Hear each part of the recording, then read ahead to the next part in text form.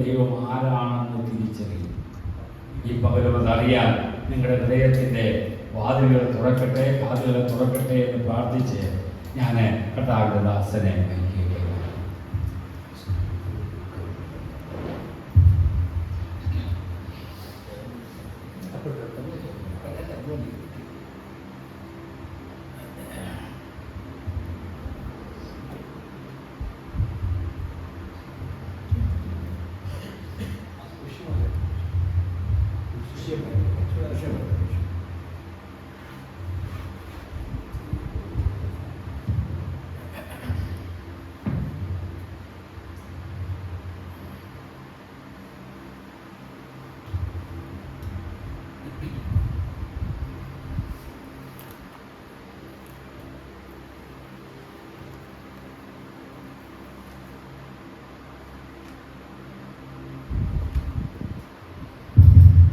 ദൈവനാമത്തിന് മാത്രമുണ്ടാകട്ടെ.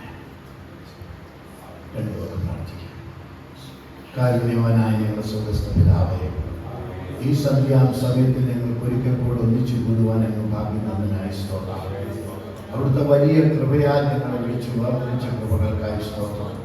കർത്താവേ, ഇങ്ങനെയല്ലോ അങ്ങേക്ക് പ്രസാദം തോന്നിയതും ജ്ഞാനികളെയും വിവേകികളെയും മറച്ച് അങ്ങ് ശിശുക്കൾക്ക് അത് വെളിപ്പെടുത്തുന്ന ദൈവമായിരിക്കുക സ്തോത്രം.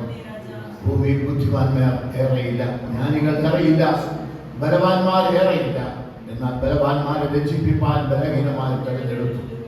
കർത്താവെ, ലോകത്തിൽ ഏതുമില്ലാത്തതിനെ തെരഞ്ഞെടുത്തിട്ട് അവിടുത്തെ മഹത്വം വെളിപ്പെടുത്തുന്ന അവിടുത്തെ വലിയ കൃപകൾക്കായി ഞങ്ങൾ അങ്ങനെ വാഴ്ത്തുന്നു. പ്രിയ കർത്താവെ, നിങ്ങൾ ഒന്നിച്ചുകൂടി അല്പസമയം ഞങ്ങൾ തിരുവചനത്തെക്കുറിച്ച് അങ്ങയെക്കുറിച്ച് ധ്യാനിക്കുമ്പോൾ പ്രിയ കർത്താവെ, തന്റെ മക്കളോട് അങ്ങ് സംസാരിക്കണം. ഭൂമിയിൽ സൃഷ്ടിക്കപ്പെട്ട എല്ലാ മനുഷ്യരും അവിടുത്തെ മക്കളാണ്. എന്നാൽ യഥാർത്ഥത്തിൽ വീണ്ടെടുക്കപ്പെട്ട് നിത്യജീവന്റെ അവകാശികളാകുമ്പോൾ മാത്രമാണ് അവർ നിത്യതയിൽ അങ്ങോട് കൂടെ ഇരിക്കുക. അല്ലെങ്കിൽ കേവലം ഈ ഭൂമിയിലെ ജീവിതങ്ങൾ കൊണ്ട് തീർന്ന് അവരുടെ ജീവിതം നാശത്തിലേക്ക് നഷ്ടപ്പെട്ടു പോകും. ഒറ്റ പ്രാണനും നഷ്ടമായി പോകരുത് എന്ന് ആഗ്രഹിക്കുന്നുവല്ലോ പിതാവേ. അങ്ങ് ദീർഘക്ഷമയോടെ കാത്തിരിക്കുന്നത് ഒരു മനുഷ്യനും നശിച്ചു പോകരുത് എന്ന് ഓർത്ത് അങ്ങ് ദീർഘക്ഷമയോടെ കാത്തിരിക്കുന്നതിനായി സ്തോത്രം. പ്രിയ കർത്താവേ, 39 വർഷങ്ങൾക്ക് മുമ്പേ അങ്ങ് വന്നിരുന്നെങ്കിൽ അതിൽ രക്ഷ പ്രാപിക്കുകയില്ലായിരുന്നു. കഴിഞ്ഞ ദിവസം അങ്ങ് വന്നിരുന്നെങ്കിൽ ഒരുപാട് പേർ ഇനിയും രക്ഷ പ്രാപിക്കാറുണ്ട്, അവർ രക്ഷ പ്രാപിക്കുകയില്ലായിരുന്നു. എന്നാൽ തിരുമേനിയുടെ കൃപ തന്ന് ഞങ്ങളെ സഹായിച്ച ഒരു സ്തോത്രം. ഇന്നീടത്തിന് മുമ്പ് തിരുവചനം സംസാരിക്കുമ്പോൾ അവിടുത്തെ ആത്മാവ് അവരുടെ ഉള്ളിൽ ആ തിരുവചനം കത്തിക്കൊണ്ടിരിക്കുവാൻ അവർ സഹായിക്കണം. തിരുമേനിയുടെ നാമം ഭൂമിയിൽ മഹത്വപ്പെടണം. അങ്ങയുടെ കൃപ പുത്രന്റെ നാമത്തിൽ മഹത്വപ്പെടണമേ. ക്രിസ്തു യേശു നാമത്തിൽ തന്നെ എല്ലാവർക്കും കർത്താവിന്റെ സ്നേഹവന്ദനം. നമുക്ക് ഈ 2-ാം ദിവസം ഇന്നലെ മുതൽ നിങ്ങൾ എന്നെ ശ്രമിച്ചുകൊണ്ടിരിക്കുന്നു. അതിൻ്റെ ഇടയ്ക്കും പകൽക്കാലം പല സഹോദരങ്ങളെ നിങ്ങൾ കേട്ടുകൊണ്ടിരിക്കുന്നു. നിങ്ങളെല്ലാവരും ചിലപ്പോൾ നിങ്ങൾ പലരും ചിന്തിക്കും, ഇവർക്ക് ഈ ഒന്ന് മാത്രമേ പറയുവാനുള്ളൂ, മറ്റൊന്നും പറയുവാനില്ലേ എന്ന് സാധാരണ മനുഷ്യർ ചിന്തിക്കാറുണ്ട്. ഒരിക്കൽ മരിച്ചുപോയ നമ്മളെ ചെന്നൈയിലുള്ള ബ്രദർ ദിനകരൻ്റെ അടുക്കൽ ഒരു അഭിമുഖത്തിന് ഒരു ടെലിവിഷൻ ലേഖകൻ വന്നു. അദ്ദേഹം ചോദിച്ചു, എങ്ങനെയാണ് നിങ്ങൾ ഈ അവസ്ഥയിലേക്ക് വന്നത്? ദൈവം മുഖാന്തരമാണ്. പിന്നെ ചോദിച്ചു, രണ്ടാമതൊരു ചോദിച്ചു, നിങ്ങൾ എങ്ങനെ ഇത്ര വലിയ ഇൻകം വേണ്ട ഈ ശുശ്രൂഷയൊക്കെ കൂടെ എങ്ങനെ ചെയ്തു? ഏതാണ്ട് 1.5-1.5 കോടി രൂപ വേണം, എങ്ങനെ ചെയ്യുന്നു? അന്ന് ദൈവം നടത്തുന്നു. മൂന്നാമതൊരു ചോദ്യം ചോദിച്ചു, അതിനും ദൈവം തന്നെ ഉത്തരം. അപ്പോൾ ഇന്റർവ്യൂ മതിയാക്കി എന്ന് പോയി. അതാണ് ലോകത്തിലെ മനുഷ്യന്റെ വീക്ഷണം. എന്തുകൊണ്ടാണ് ഞങ്ങൾ ആവർത്തിച്ച് ഇത് പറയുന്നത് എന്ന് ചോദിച്ചാൽ, ദൈവത്തെ കൂടാതെ നമുക്കൊന്നും ചെയ്യുവാൻ കഴിയില്ല. യോഹന്നാന്റെ സുവിശേഷം തീർച്ചയായിട്ടും പലർക്കും ദൈവവചനം അറിയില്ലാത്തതുകൊണ്ട് ഞാൻ ആ ഭാഗം എടുത്ത് കാണിക്കാത്തതാണ്. എൻ്റെ എല്ലാവരുടെ കയ്യിലും ബൈബിൾ വേണം, അതെടുക്കാൻ അവർക്ക് പ്രയാസവുമാണ്. യോഹന്നാന്റെ സുവിശേഷം 15-ാം അധ്യായത്തിൽ കർത്താവ് പറയുകയാണ്, ഞാൻ സാക്ഷാൽ മുന്തിരിവള്ളിയും എൻ്റെ പിതാവ് തോട്ടക്കാരനും. എന്നിൽ കായ്ക്കാത്ത കൊമ്പൊക്കെയും അവൻ നീക്കിക്കളയുന്നു. കായ്ക്കുന്നത് അധികം ഫലം കായ്ക്കേണ്ടതിന് ചെത്തി വെടിപ്പാക്കുന്നു. എന്നിട്ട് അടുത്ത വാക്യം, എന്നെ പിരിഞ്ഞ് നിങ്ങൾക്കൊന്നും ചെയ്യുവാൻ കഴിയുകയില്ല. എന്നെ പിരിഞ്ഞ് നിങ്ങൾക്കൊന്നും ചെയ്യുവാൻ, മുന്തിരി കൊമ്പുകൾക്ക് വണ്ടികളിൽ വസിച്ചല്ലാതെ കായ്പാൻ കഴിയാത്തതുപോലെ എന്നെ പിരിഞ്ഞ് നിങ്ങൾക്കൊന്നും ചെയ്യുവാൻ കഴിയുകയില്ല. പ്രിയമുള്ളവരെ, ഞാൻ കഷ്ടതയിലെ നാളുകളിൽ കിടന്ന് രക്ഷയുടെ മുമ്പിലെത്തിയ രക്ഷിക്കപ്പെട്ട ആദ്യ നാളുകളിൽ ഒറ്റയ്ക്ക് കിടക്കുകയല്ലേ. ആകെ ഒറ്റ പണിയേ ഉള്ളൂ, ദൈവവചനം വായിക്കുക. നിങ്ങൾ വിശ്വസിക്കില്ല, ഉൽപ്പത്തി പുസ്തകം ഒരു ദിവസം കൂടി വായിച്ചത്. നിങ്ങളുടെ വേറെ പണിയൊന്നുമില്ല, എനിക്കൊരൊറ്റ പണിയേ ഉള്ളൂ, വായനയോട് വായന. രക്ഷാജീവൻ പ്രാപിച്ചപ്പോൾ പാല് കുടിക്കാൻ ജനിച്ച ഒരു കുഞ്ഞ് എത്രമാത്രം ദാഹിക്കുമോ അതുപോലെ ഞാൻ ദാഹിക്കും. രക്ഷയ്ക്കായി വളരുവാൻ ദൈവവചനമെന്ന പാൽ കുടിപ്പാൻ വാഞ്ചിപ്പിൻ എന്ന തിരുവചനം. ഇത് പാലാണ്. വീണ്ടും ജനിക്കുന്ന ഒരു ദൈവ പൈതലിന് ഇത് പാലാണ്. കുറച്ചുകൂടി കഴിയുന്ന ഒരു ദൈവ പൈതലിന് ഇത് പോഷകങ്ങൾ നിറഞ്ഞ ആഹാരമാണ്. കുറച്ചുകൂടെ വളരുന്ന ഒരു ദൈവ മനുഷ്യന് അത് കട്ടിയാഹാരമായ നല്ല ഇറച്ചിയൊക്കെയാണ്. നല്ല കട്ടിയാഹാരമാണ്. കപ്പ ഇറച്ചിയൊക്കെ പോലെ നല്ല കട്ടിയാഹാരവുമാണ്. പക്ഷെ ഇത് ദഹിക്കണമെങ്കിൽ ആദ്യം ജനിക്കണം. എന്നാൽ ജനിച്ചാൽ പാല് മാത്രമേ പറ്റുള്ളൂ. അതുകൊണ്ടാണ് പൗലോസ് ഒരിക്കൽ പറഞ്ഞത്, കാലം നോക്കിയാൽ നിങ്ങൾ ഉപദേഷ്ടാക്കന്മാരാകേണ്ട കാലം കഴിഞ്ഞു, ഇപ്പോഴും നിങ്ങൾ ശിശുക്കൾ അത്ര, പാലത്ര നിങ്ങൾക്ക് വേണ്ടിയിരിക്കുന്ന കട്ടിയായതൊന്നും നിങ്ങൾക്ക് തരാൻ എനിക്ക് കഴിയുന്നില്ല. കാരണം അത് ദഹിക്കാൻ തക്ക ഇന്ദ്രിയങ്ങൾ നിങ്ങളിൽ വളർന്നിട്ടില്ല, ഒരു പൂർണ്ണ വളർച്ച എത്തിയിട്ടില്ല. പ്രിയമുള്ളവരെ, എന്തുകൊണ്ടാണ് ഞങ്ങൾ ഈ ദൈവത്തിന്റെ കാര്യം പറയുന്നത് ചോദിച്ചാൽ, ദൈവത്തിന് മാത്രമേ മനുഷ്യന്റെ പ്രശ്നങ്ങളെ പരിഹരിക്കാൻ പറ്റൂ. ഉദാഹരണം, അനേക ലക്ഷം മനുഷ്യർക്ക് സാമ്പത്തിക പ്രശ്നങ്ങളുണ്ട്. പക്ഷെ ഈ സാമ്പത്തിക പ്രശ്നം പരിഹരിക്കാൻ ഇപ്പൊ യൂസഫ് അലിയെ പോലത്തെ ഒരാള് ഒരുപാട് സഹായം ദാനമൊക്കെ ചെയ്യുന്ന ഒരാളാണ്, ഒരു നല്ല മനുഷ്യൻ. പക്ഷെ ആ മനുഷ്യൻ വിചാരിച്ചാൽ കുറെ പേരെയൊക്കെ കുറച്ചു കാലത്തേക്ക് എന്ത് ചെയ്യാൻ പറ്റൂ? സഹായിക്കാൻ പറ്റൂ. എല്ലാ കാലത്തും എല്ലാവരെയും സഹായിക്കാൻ അയാൾ പ്രാപ്തനല്ല.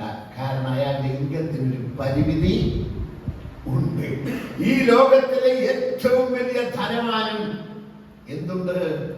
പരിധിയുണ്ട്, പരിമിതിയുണ്ട്. വർഷങ്ങൾക്ക് മുമ്പ് എൻ്റെ അടുക്കൽ 6 ക്രഷർ കമ്പനി നടത്തുന്ന ഒരു കരസ്മാറ്റിക്കാരനായ ഒരു ജോർജേട്ടൻ വന്നു. ജോർജേട്ടൻ ഒരു വിശ്വാസിയാണ്, ദൈവാത്മാവുള്ള മനുഷ്യനാണ്. നിങ്ങൾ എന്നോട് വിവരിച്ചേക്ക, കരസ്മാറ്റിക്കാരന് കത്തോലിക്കനൊക്കെ ദൈവാത്മാവുണ്ടോ? അന്ന് ഞാൻ അതിനൊന്നും എൻ്റെ ചോദ്യോത്തരല്ല. ഞാൻ പറഞ്ഞിട്ട് അദ്ദേഹം ദൈവാത്മാവുള്ള മനുഷ്യനാണ്. പക്ഷെ ആ മനുഷ്യൻ എൻ്റെ അടുക്കൽ വന്നപ്പോൾ എന്നോട് പറഞ്ഞു, മന്നാനെ എന്തെങ്കിലും ആവശ്യമുണ്ടെങ്കിൽ പറയണം, ആവശ്യമുണ്ടെങ്കിൽ പറയണം.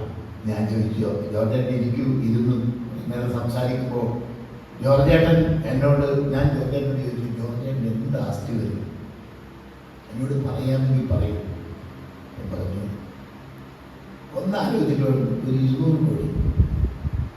200 6 ക്രഷർ കമ്പനിയുടെ ഉടമയാണ്.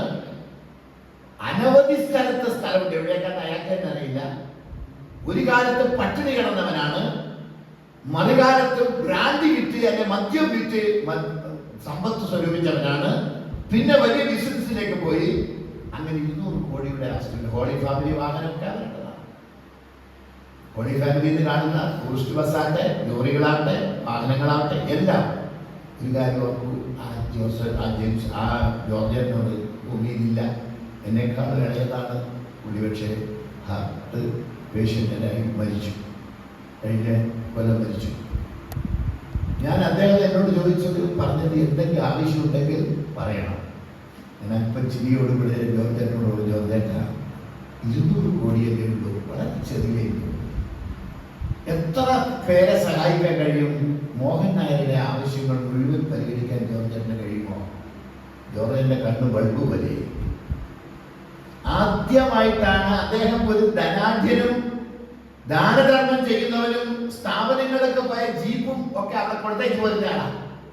അവിടെ ഒരു വാഹനം ആവശ്യമുണ്ടെന്നുണ്ടെങ്കിൽ താൻ കൊണ്ടുപോയ ജീപ്പ് അവിടെ കൊടുത്തേക്കൊക്കെ പോരും. അയാളെ ചൂഷണം ചെയ്യാൻ പലരും ദാരിദ്ര്യത്തിന്റെ വാണ്ടക്കെട്ടിറക്കും. പല കാര്യങ്ങളുണ്ട്, അതൊന്നും ഞാൻ പറയുന്നില്ല. അദ്ദേഹം എന്നോട് പറഞ്ഞു, ആവശ്യങ്ങളൊന്നും ഇവിടെ പറയണം. ഞാൻ പറഞ്ഞു, ഞാൻ നിങ്ങളോട് എൻ്റെ ആവശ്യം പറയുകയില്ല. കാരണം നിങ്ങൾക്കത് പരിഗണിക്കാൻ സാധ്യമല്ല. കാരണം പരിമിതിയുള്ളൊരു മനുഷ്യനാണ്. എനിക്ക് അപരിമേയനായ പരിമിതിയില്ലാത്ത ഒരു ദൈവമുണ്ട്, എൻ്റെ കർത്താവായ യേശു ക്രിസ്തു. ആ മനുഷ്യൻ നിന്ന നിരപ്പ് കുറെ നേരം സ്തംഭിച്ച് നിന്നിട്ട് കൂടുതലൊന്നും എന്നോട് പറഞ്ഞില്ല. അദ്ദേഹം അനവധി സ്ഥലത്ത് സംസാരിക്കുമ്പോൾ പറഞ്ഞത് മറ്റൊരോട് പറഞ്ഞു, ജോർജേട്ടൻ നിങ്ങളെ കുറിച്ച് പറഞ്ഞു. ഞാൻ എന്ത് പറഞ്ഞു? ഒരു ക്രിസ്ത്യാനിയെ ഞാൻ കണ്ടെത്തി. അത് പറഞ്ഞതാ, ഒരു ക്രിസ്ത്യാനിയെ ഞാൻ കണ്ടെത്തി. മോഹൻ നായർ. നിങ്ങൾ പറയും തോമസോ മത്തായിയോ ജോസോ ഇവരൊക്കെ പേര് വേണ്ടേ ക്രിസ്ത്യാനിയാവാൻ? അല്ല, മോഹൻ നായർ ഒരു ക്രിസ്ത്യാനി. 200 കോടി രൂപ ആസ്തിയുള്ള ഞാൻ എന്തെങ്കിലും സഹായ ആവശ്യമുണ്ടെങ്കിൽ പറയണമെന്ന് പറഞ്ഞപ്പോ ആ മനുഷ്യൻ, നിരാലംബനായ കിടക്കയിൽ കിടക്കുന്ന മനുഷ്യൻ പറയുക, ജോർജേട്ടൻ ഞാൻ കർത്താവായ യേശുവിനോട് എന്റെ ആവശ്യം പറയുക. അദ്ദേഹമാണ് എന്റെ കർത്താവ്. അദ്ദേഹമാണ്. ഈ കർത്താവ് എന്ന വാക്കിന് വലിയൊരു ആഴമുണ്ട്. യേശുവിനെ കർത്താവ് എന്ന് വായി കൊണ്ട് ഏറ്റുപറയുകയും ഹൃദയം കൊണ്ട് വിശ്വസിക്കുകയും ചെയ്താൽ നീ എന്നാ ദൈവവചനം. ഞാൻ ഏറിയ ഒരു 45 വയസ്സുള്ള ഒരു പാസ്റ്റർ ഒരിക്കൽ നിലമ്പൂർ മീറ്റിങ്ങിന് പോയപ്പോ ഞാൻ ഈ വിഷയം പ്രസംഗമധ്യ പറയപ്പെട്ടപ്പോ രാത്രി എന്റെ അടുക്കൽ പറഞ്ഞു, പാസ്റ്ററെ ക്ഷമിക്കണം, എനിക്ക് ഇത്ര നാളും മനസ്സിലായിട്ടില്ല യേശുവിനെ കർത്താവെന്ന് വായി കൊണ്ട് ഏറ്റു പറയുക എന്ന് പറഞ്ഞാൽ. ഞാൻ ഇത്രയേ പറഞ്ഞുള്ളൂ. 5 സെന്റ് സ്ഥലം നിങ്ങൾ വിറ്റു, ഒരാൾക്ക് വിറ്റ് കഴിഞ്ഞാൽ പിറ്റേന്ന് നിങ്ങൾ തൂമ്പി എഴുതാണ്ട് കളഞ്ഞാൻ പോവോ? പഠിക്കാരനെ കൊണ്ട് മതിൽ കെട്ടാൻ പോവോ? നിങ്ങൾ വിറ്റതാ. നിങ്ങൾ വിറ്റ പറമ്പിൽ അയാളുടെ അനുമതി ഇല്ലാതെ നിങ്ങൾ കാല് കുത്തുകയില്ല. കാരണം എന്താ? വിറ്റ പറമ്പാണെങ്കിൽ നിങ്ങളുടേതല്ല, പിന്നെ ആരുടേതാ? ആ ഉടമസ്ഥൻ്റെതാ. യേശുവിനെ കർത്താവായി സ്വീകരിക്കുക എന്ന് പറഞ്ഞാൽ കേവലം വായി കൊണ്ട് സ്വീകരിക്കലല്ല. നിന്റെ ജീവിതത്തിന്റെ ഉടമസ്ഥാവകാശം ആർക്ക് വിട്ടുകൊടുക്കുകയാണ്? ആർക്ക് വിട്ടുകൊടുക്കുകയാണ്? ദൈവത്തിന് വിട്ടുകൊടുക്കുകയാണ്. ഇനി നീയല്ല, ഇനി ഞാനല്ല, നീ എത്ര എന്നിൽ വസിക്കുന്നത്. ഇനി എന്റെ ഹിതമല്ല, നിന്റെ ഹിതം. എന്റെ ഹിതമല്ല, നിന്റെ ഹിതം. പ്രിയമുള്ളവരെ, ഇത് ആഴമുള്ളതാണ്. യേശുവിനെ കർത്താവ് എന്ന് വായി കൊണ്ട് ഏറ്റു പറയുമ്പോൾ അവിടുത്തെ കൃഷിക്കാരൻ, യജമാനൻ, ഉടമസ്ഥൻ, ദൈവം എന്നെല്ലാം ആ വാക്കിന് അർത്ഥമുണ്ട്. പഴയ നിയമത്തിലെ യഹോവ എന്ന് തർജ്ജമ ചെയ്തെടുത്തെല്ലാം നിങ്ങൾ കത്തോലിക്ക ബൈബിൾ നോക്കൂ, കർത്താവ് എന്നാണ് തർജ്ജമ ചെയ്തിട്ടുള്ളത്. അതുകൊണ്ടാണ് പറഞ്ഞ കർത്താവിനെ രക്ഷകനും കർത്താവുമായി സ്വീകരിക്കുക എന്ന് പറഞ്ഞ ജീവിതത്തിന്റെ കർത്താവായി, ഉടമസ്ഥനായി, യജമാനനായി സ്വീകരിക്കുക എന്നാണ് അർത്ഥം. പിന്നെ നമ്മുടെ ജീവിതം വിട്ട് നമുക്ക് കഴിക്കാൻ പറ്റുകയില്ല. അത് ദൈവഹിതത്തിന് എന്ത് ചെയ്യണം? ഇത് മനസ്സിലാക്കിയ ആ പാസ്റ്റർ പറയാം, ഏറെ കൊല്ലായ പാസ്റ്ററാണ് അദ്ദേഹം. പറയട്ടെ, ദാസനെ, ഞാൻ ഇത്രയും കാലം ഈ ശുശ്രൂഷകനായിട്ട് യേശുവിനെ കർത്താവ് എന്ന് ഹൃദയം കൊണ്ട് വിശ്വസിക്കുക എന്ന് പറഞ്ഞാൽ അതിന്റെ തലം ഇത്ര വലുതാണെന്ന് ഞാൻ ഇതുവരെ ഗ്രഹിച്ചില്ല. പ്രിയമുള്ളവരെ, യേശുവിനെ കർത്താവ് എന്ന് ഹൃദയം കൊണ്ട് ഏറ്റുപറയുകയും ഹൃദയം കൊണ്ട് വായു കൊണ്ട് ഏറ്റുപറയുകയും ഹൃദയം കൊണ്ട് വിശ്വസിക്കുകയും ചെയ്താൽ നീ രക്ഷിക്കപ്പെടും. രക്ഷപ്പെടുകയല്ല, രക്ഷിക്കപ്പെടും എന്ന് പറഞ്ഞാൽ മറ്റൊരാൾ നിന്നെ രക്ഷിക്കുകയാണ്. അതാണ് രക്ഷിക്കപ്പെടൽ. ഒരു പുഴയിൽ ഒഴുകിപ്പോകുമ്പോ നല്ല ആറ്റുമഞ്ചിയൊക്കെ പിടിച്ച് നല്ല മരക്കൊമ്പം പിടിച്ച് കരകയറുകയാണ്, നീ രക്ഷപ്പെട്ടതാ. പക്ഷെ മറ്റൊരാൾ നീതി വന്ന് നിന്നെ രക്ഷിക്കുകയാണെങ്കിൽ നീ എന്ത് ചെയ്യപ്പെട്ടതാ? രക്ഷിക്കപ്പെട്ടതാ. വേറെ ആൾ നിന്നെ രക്ഷിച്ച് കൊണ്ടുവന്നതാ. എന്റെ വിഷയം അതല്ലാത്തതുകൊണ്ട് ഞാൻ അവിടെ നിന്ന് പോകട്ടെ. ഞാൻ നേരത്തെ പറഞ്ഞ വാക്കിതാണ്, എന്തുകൊണ്ടാണ് ഈ ദൈവത്തെ കുറിച്ച് ഞങ്ങൾ ആവർത്തിച്ച് പറയുന്നത്? എനിക്ക് എന്റെ അടുക്കൽ വരുന്നവരോട് സാക്ഷ്യം പറയാനുള്ളത് ദൈവത്തെ കുറിച്ചാണ്. എത്ര നേരം നിന്ന ഇപ്പൊ രാഷ്ട്രീയക്കാരവിടെ വന്നത് 2 വാക്ക് നിന്നപ്പോഴത്തേക്ക് ഞാൻ പറഞ്ഞത് മുഴുവനും ദൈവത്തെ കുറിച്ചാണ്. എനിക്ക് അതേ പറയാനുള്ളൂ. മറ്റുള്ളവർ പറയും ഇതെന്താ ഇങ്ങനെ പറയുന്നത്, ഞങ്ങൾ വല്ല രാഷ്ട്രീയത്തെ കുറിച്ച് പറയും. അത് വേറെ കേസ്. അവരുടെ വഴി അത്, എൻ്റെ വഴി അത്. ദൈവത്തിന്റെ വഴികളെ അറിഞ്ഞ ഒരു മനുഷ്യന് അവിടത്തെ കുറിച്ചല്ലാതെ മറ്റൊന്നും പറയുവാൻ ഇല്ല. അതുകൊണ്ട് ആ അപ്പോസ്തലനായ പൗലോസ് എത്ര വലിയ ജ്ഞാനിയായിരുന്നറിയോ? എന്നിട്ട് പറഞ്ഞ ഇതാണ്, ക്രൂശിക്കപ്പെട്ട ക്രിസ്തുവിനെ കുറിച്ച് അത്ര നിങ്ങൾ പ്രസംഗിക്കുന്നത്. യഹൂദനെ ഇടർച്ചയും യവനന്മാർക്ക് ഭോഷത്വവും. യവനന്മാർക്ക് എന്ന് പറഞ്ഞാൽ അന്യജാതികൾക്ക് മുഴുവൻ ഭോഷത്വമാണ് ക്രൂശിൽ തൂങ്ങുക. അതുകൊണ്ടാണ് രവീന്ദ്രനാഥ് ടാഗോർ പറഞ്ഞേ, കുരിശിൽ തൂങ്ങുന്ന ദൈവം എന്നെങ്ങനെയാണ് വിശ്വസിക്കുക? അതൊക്കെ ഭോഷത്വമാണ്, യഹൂദൻ ഇടർച്ചയുമാണ്. എങ്കിലും ഞങ്ങൾ ക്രൂശിക്കപ്പെട്ടവനായ യേശുവിനെ പ്രസംഗിക്കുന്നു. കാരണം ക്രൂശിലാണ് യേശു സാത്താന്റെ തല തകർത്തത്, പിശാചിന്റെ തല തകർത്തത് ക്രൂശിൽ വെച്ചാണ്. അതുകൊണ്ടാണ് ഈ ക്രൂശിക്കപ്പെട്ട യേശുവിനെ ക്രൂശിക്കപ്പെട്ട, അതുകൊണ്ടാണ് സുവിശേഷത്തെ കുറിച്ച് എനിക്ക് ലജ്ജയില്ല, വിശ്വസിക്കുന്ന ഏവനും അത് ദൈവശക്തിയാകുന്നുവല്ലോ. വിശ്വസിക്കുന്ന ഏവനും അത് ദൈവശക്തിയാണ്. പ്രിയമുള്ളവരെ, എന്തുകൊണ്ടാണ് ഞങ്ങൾ ദൈവത്തെ കുറിച്ച് മാത്രം പറയുന്നത് അറിയാമോ? മറ്റൊരുത്തരിലും രക്ഷയില്ല. ആകാശത്തിന് കീഴിൽ മനുഷ്യരുടെ ഇടയിൽ രക്ഷക്കായി നൽകപ്പെട്ട ഏക നാമമേ ഉള്ളൂ. എന്നോട് എന്റെ നാട്ടിൽ നിന്ന് ഹിന്ദുക്കൾ നിറഞ്ഞ ദേശമാണ്, RSSകാർ നിറഞ്ഞ ദേശമാണ്. ഞങ്ങളെ ഉപദ്രവിച്ചിട്ടുണ്ട് ധാരാളം. പക്ഷേ അവർ പറയുന്ന ഒരു വാക്കിത, നിങ്ങൾ ദൈവത്തെ കുറിച്ച് പറഞ്ഞോളൂ. നിങ്ങളെന്ത് യേശു യേശു യേശു എന്ന് പറയുന്നതിന്റെ കാര്യമാണ്.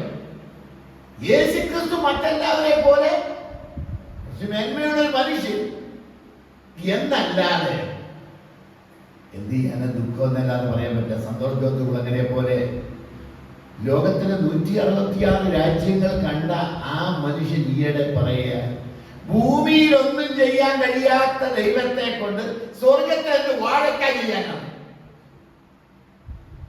ഈയിടെ മറ്റൊരിക്കൽ പറഞ്ഞു, ഒരു അഭിമുഖത്തിൽ ഞാൻ അഭിമുഖം കേട്ടതാണ്, യേശു ക്രിസ്തു എന്താ പറയുക, കുറച്ച് ബുദ്ധിയൊക്കെ ഉള്ള ഒരാളായിരുന്നു. അത് യഹൂദ മതത്തിൽ ജനിച്ച ഒരാളാണ്. എന്റെ ഉള്ളം തിളച്ച് പൊന്തി. ഇദ്ദേഹത്തെ ഒന്ന് നേരിട്ട് കാണാൻ സാധിച്ചെങ്കിലെന്ന് ഞാൻ ആശിച്ചു പോയി. പക്ഷെ എനിക്ക് അവസരം, ഞാൻ അവിടെ പലപ്പോഴും പോയിട്ടുണ്ട് കേട്ടോ, സവാരിയുടെ ചാനലിന്റെ ഓഫീസിൽ അദ്ദേഹത്തിന്റെ ചരിത്ര പുസ്തകമൊക്കെ ഞാൻ വാങ്ങിയിട്ടുണ്ട്. പക്ഷെ എനിക്ക് നേരിട്ട് അദ്ദേഹത്തെ ഒന്ന് കാണുവാൻ ഇതുവരെ അവസരം കിട്ടിയിട്ടില്ല. ശരിക്കും പറഞ്ഞ എത്ര ചീപ്പായിട്ടാണ് ഒരു ക്രിസ്തീയ നാമധേയധാരിയായ അദ്ദേഹം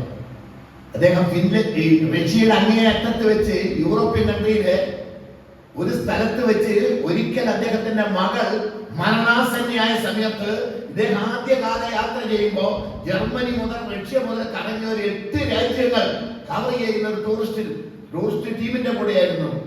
ആ ടീമിൽ അവസാനം അദ്ദേഹത്തിന് ഫോൺ കിട്ടാതെയായി, വീട്ടിൽ നിന്ന് വിളിച്ചിട്ട് എടുക്കാതെയായി. അവസാനം ഒരു ദിവസം ഫോൺ വന്നപ്പോ കുട്ടി അത്യാസന്ന നിലയിലായി. ആ മരണത്തോട് അടുത്തുകൊണ്ടിരിക്കുന്നു കേട്ടു. പുള്ളിക്ക് തിരിച്ചു പോകാൻ പറ്റുന്നില്ല. ആ ടൂർ പാക്കേജിന്റെ ഭാഗമായി പോയതാണ്. 8 രാജ്യവും കവർ ചെയ്യണം. ആ സമയത്ത് അദ്ദേഹം ആകെ വിഷമത്തിലായി, പ്രതിസന്ധിയിലായി. ഒരു ചെറിയ ചാപ്പൽ അവിടെ, ഇവരെല്ലാം മറ്റു ടൂർ പരിപാടിയിലായിരിക്കുമ്പോ മനസ്സ് മുഴുവനും പതറുകയാണ്. തന്റെ ആത്മ മകൾ മരണത്തോട് മല്ലടിക്കുന്നു, ടൈഫോയിഡ് ബാധിച്ച് മരണത്തോട് മല്ലടിക്കുന്നു എന്ന് കേട്ടപ്പോൾ പുള്ളിക്ക് പിന്നെ ഒന്നും ചെയ്യാൻ പറ്റുന്നില്ല.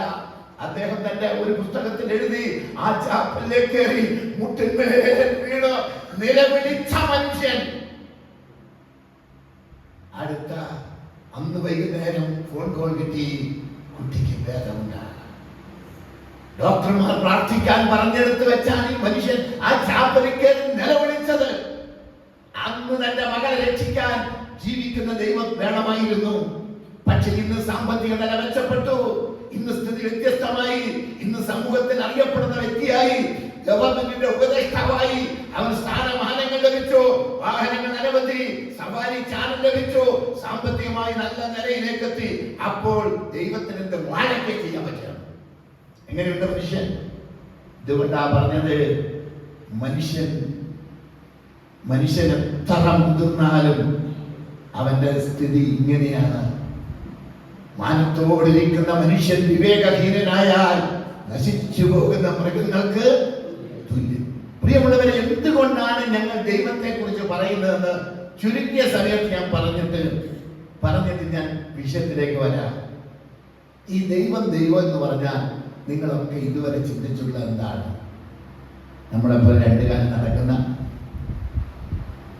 തലകത്ത, അല്ലെങ്കിൽ ആരോഗ്യ ദൃഢഗാത്രനായ ഒരു മനുഷ്യന് അതേ അവന്റെ ഭാവന വരും. ചിലർ ചിന്തിക്കുന്നത് നമുക്ക് 2 കൈയുണ്ട്, ദൈവത്തിന് 4 കൈ, അപ്പൊ കുറച്ചുകൂടി ശക്തി കൂടി. വേറെ ചിലർ ചിന്തിക്കുന്നത് ദൈവത്തിന് 10 കൈ, 10 കൈ അപ്പൊ കുറെ കൂടെ ശക്തൻ ആയി. 10 കൈ വെക്കുമ്പോ 10 കാലും കൂടെ വെക്കണമെന്നുള്ള സത്യം അവര് മറന്നു പോവുകയാണ്.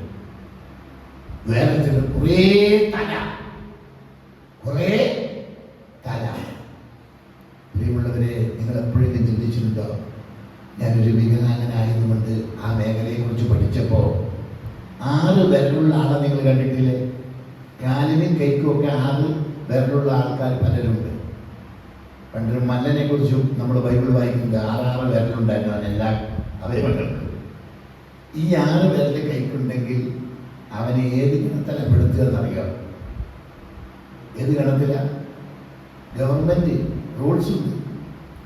വികലാംഗൻ അല്ലെങ്കിൽ ഡിസേബിൾഡ്. 6 വിരലുള്ള ഒരു മനുഷ്യൻ ഡിസേബിൾഡ് ആണ്. ഒരു പട്ടാളത്തിൽ ചെന്നാൽ നിന്നെ എടുക്കുകയില്ല. ഒരു പ്രധാനപ്പെട്ട മേഖലയിൽ എത്തുമ്പോൾ നീ വൈകല്യമുള്ളവനാണ്, നിന്നെ എടുക്കുകയില്ല. കാരണം എന്താ? ഈ 1 കൂടുതലുണ്ടായാൽ നിങ്ങൾ വിചാരിക്കേണ്ട നിങ്ങൾ വലിയ പുള്ളിയാവുന്നത്. ഇല്ല, വികലാംഗനാണ്. ഞാൻ ചെറുപ്പത്തിലെ എൻ്റെ നാട്ടിലൊരു മമ്മദിക്ക് ഉണ്ടായിരുന്നു, ചെറിയൊരു പെട്ടിക്കട നടത്തിയത്. പഴത്തിന്റെ ഇരിക്കുമ്പോൾ ഇയാൾ ഇങ്ങനെ ഈ 6 വിരൽ ഇങ്ങനെ 2 വിരൽ കൂട്ടിച്ചേർത്തിരിക്കും. ഞാൻ അള്ളി പിടിച്ച് ഞാൻ വിചാരിച്ചു കുറച്ച് ശക്തി കൂടുതലായിരിക്കും. ഇയാൾ പ്രയാസപ്പെട്ടാൽ ഇത് അടർത്തുന്നതെന്ന് പിന്നെയാണ് എനിക്ക് മനസ്സിലായത്. പ്രിയമുള്ളവരെ, അങ്ങനെയെങ്കിൽ പല ദൈവസങ്കല്പങ്ങളും വൈകല്യമുള്ളതാണ്, വികലാംഗത്വമാണ്. ദൈവം എന്ന് പറഞ്ഞാൽ ചുരുങ്ങിയ വാക്കിൽ ഞാനത് സംക്ഷേപിക്കാം. ഈ മനുഷ്യൻ എന്ന് പറഞ്ഞാൽ ഉള്ളതിൽ നിന്ന് മറ്റൊരു രൂപമാക്കുന്നവനാണ് മനുഷ്യൻ. ദൈവം ഈ പ്രപഞ്ചത്തെ സൃഷ്ടിച്ചു. ഈ പ്രപഞ്ചത്തിന്റെ ഗോളമായി ഭൂമിയെ സൃഷ്ടിച്ചു. ഭൂമിയിൽ അനവധി മൂലകങ്ങളും അനവധി പദാർത്ഥങ്ങളുമായി, സസ്യജരാതനങ്ങളും ജീവജാലങ്ങളുമായി, അതിന്റെ എല്ലാം ടോപ്പിലായി മനുഷ്യനെയും സൃഷ്ടിച്ചു. എന്നാൽ ഈ മനുഷ്യൻ പലതും സൃഷ്ടിക്കുന്നു എന്നാണ് ഇപ്പൊ അവകാശപ്പെടുന്നത്. കാരണം ചന്ദ്രനിൽ പോകുന്നു, ചൊവ്വയിലെ. പിന്നെ ഇന്നലെ രാത്രി നാസ കാണുകയായിരുന്നു. എന്നാലും നിങ്ങൾ വിചാരിക്കും ഈ മനുഷ്യന് പൊട്ടനായിപ്പോയല്ലോ, ഇയാളെ മുമ്പിലാണ് ഞങ്ങൾ ഇരിക്കുന്നത്. കാരണം ഇന്നലെ ഇയാളൊന്നും സംസാരിച്ചിട്ട് പോയി അവിടെ പോയി കിടക്കുകയായിരുന്നു. എന്നിപ്പോ പറയാം നാസ കണ്ടെന്ന്. ഇന്നലെ ഒരു ബ്ലോഗിൽ കൂടി ഞാൻ നാസയുടെ ഉള്ളുകല്ലുകളിലേക്ക് സന്ദർശിക്കാൻ പോകുന്ന സ്ഥലത്തൊക്കെ പോയപ്പോൾ റോക്കറ്റ് വ്യൂഹം കണ്ടപ്പോഴേ പണ്ട് കാലത്ത് വിട്ട അനവധി റോക്കറ്റുകളുടെ ഭാഗങ്ങൾ പ്രദർശിപ്പിച്ച അമേരിക്കയിലെ ആ ശാല കണ്ടപ്പോ അപ്പോ ഡെന്നീസി തലയെ കൈവച്ച പോലെ തലയെ കൈവച്ചു പോയി. ഇന്ന് ഞാൻ ഇലോൺ മസ്കിന്റെ പ്ലെയിൻ നിർമ്മിക്കുന്ന ശാല ഞാൻ നേരത്തെ കണ്ടുകൊണ്ടിരിക്കുകയായിരുന്നു. ഞാൻ മൊബൈൽ നോക്കുന്ന ഇങ്ങനെയുള്ള മഹത്തായ പലതും കാണുവാനാണ്. അപ്പൊ മനുഷ്യൻ യഥാർത്ഥത്തിൽ ഈ പ്രപഞ്ചത്തിൽ ദൈവം സൃഷ്ടിച്ച വസ്തുക്കളെ എടുത്ത് മറ്റൊരു രൂപമാക്കി സൃഷ്ടിക്കുന്നവനാണ് മനുഷ്യൻ. എന്ന് പറഞ്ഞാൽ ഇല്ലായ്മയിൽ നിന്ന് സൃഷ്ടിക്കാൻ മനുഷ്യന് വായു, വെള്ളം, മറ്റു ഖരപദാർത്ഥങ്ങൾ, വസ്തുക്കൾ, ഈ ഭൂമിയിലുള്ളത് എന്തെങ്കിലും തൊടാതെ മനുഷ്യന് ഒന്നും സൃഷ്ടിക്കാൻ സാധ്യമല്ല. ഒറ്റ എക്സാമ്പിൾ, ഇരുമ്പയിര് ദൈവം ഭൂമിയെ സൃഷ്ടിച്ചിരിക്കുന്നു. ധാരാളം ഇരുമ്പയിര്. അത് കുഴിച്ചെടുത്ത് അരിച്ചെടുത്ത് ശുദ്ധീകരിച്ച് ഫാക്ടറിയിൽ കൂടി അതിനെ ഉരുക്കിയെടുത്ത് മുട്ടുസൂചി മുതൽ ഇലോൺ മസ്കിന്റെ ഇപ്പൊ അതിവേഗം പോകാവുന്ന റോക്കറ്റ് സാങ്കേതിക വിദ്യ വരെ ഉണ്ടാക്കുന്നു. ഇതാണ് മനുഷ്യന്റെ പണി. എന്നാൽ ദൈവം എന്ന് പറഞ്ഞാൽ ഇല്ലായ്മയിൽ നിന്ന് വായുവോ വെള്ളമോ വസ്തുക്കളോ ഭൂമിയോ ചരാചരങ്ങളോ ഒന്നുമേ പ്രപഞ്ചത്തിൽ ഒന്നുമേ ഇല്ലാത്ത കാലത്ത് ഇല്ലായ്മയിൽ നിന്ന് ഉണ്ടാകട്ടെ എന്ന് കൽപ്പിച്ച് ഉണ്ടാക്കിയവനാണ് ദൈവം. നമ്മൾ വിചാരിക്കുന്ന അപ്പുറത്തെ മലയം പഠിക്കണ ദൈവം എന്നാണ്. ഞങ്ങളുടെ വീടിൻ്റെ അടുത്തൊക്കെ മലയും മണ്ണാനും ഒക്കെ ഉണ്ട്. ഇഷ്ടംപോലെ തെയ്യം കെട്ടുന്ന ആളാണ്. ഈ തെയ്യം കെട്ടുന്ന ആള് വേഷം കെട്ടി തുള്ളി കള്ളും കുടിച്ച് തുള്ളി പൈസയാക്കുന്നതാണ്. പക്ഷേ ആൾക്കാരുടെ വിചാരം ഇതാണ് ദൈവം എന്നാണ്. ഞങ്ങളൊക്കെ കുഞ്ഞനാട് സങ്കല്പിച്ച് ഇതാണ് ദൈവങ്ങളെന്നാണ്.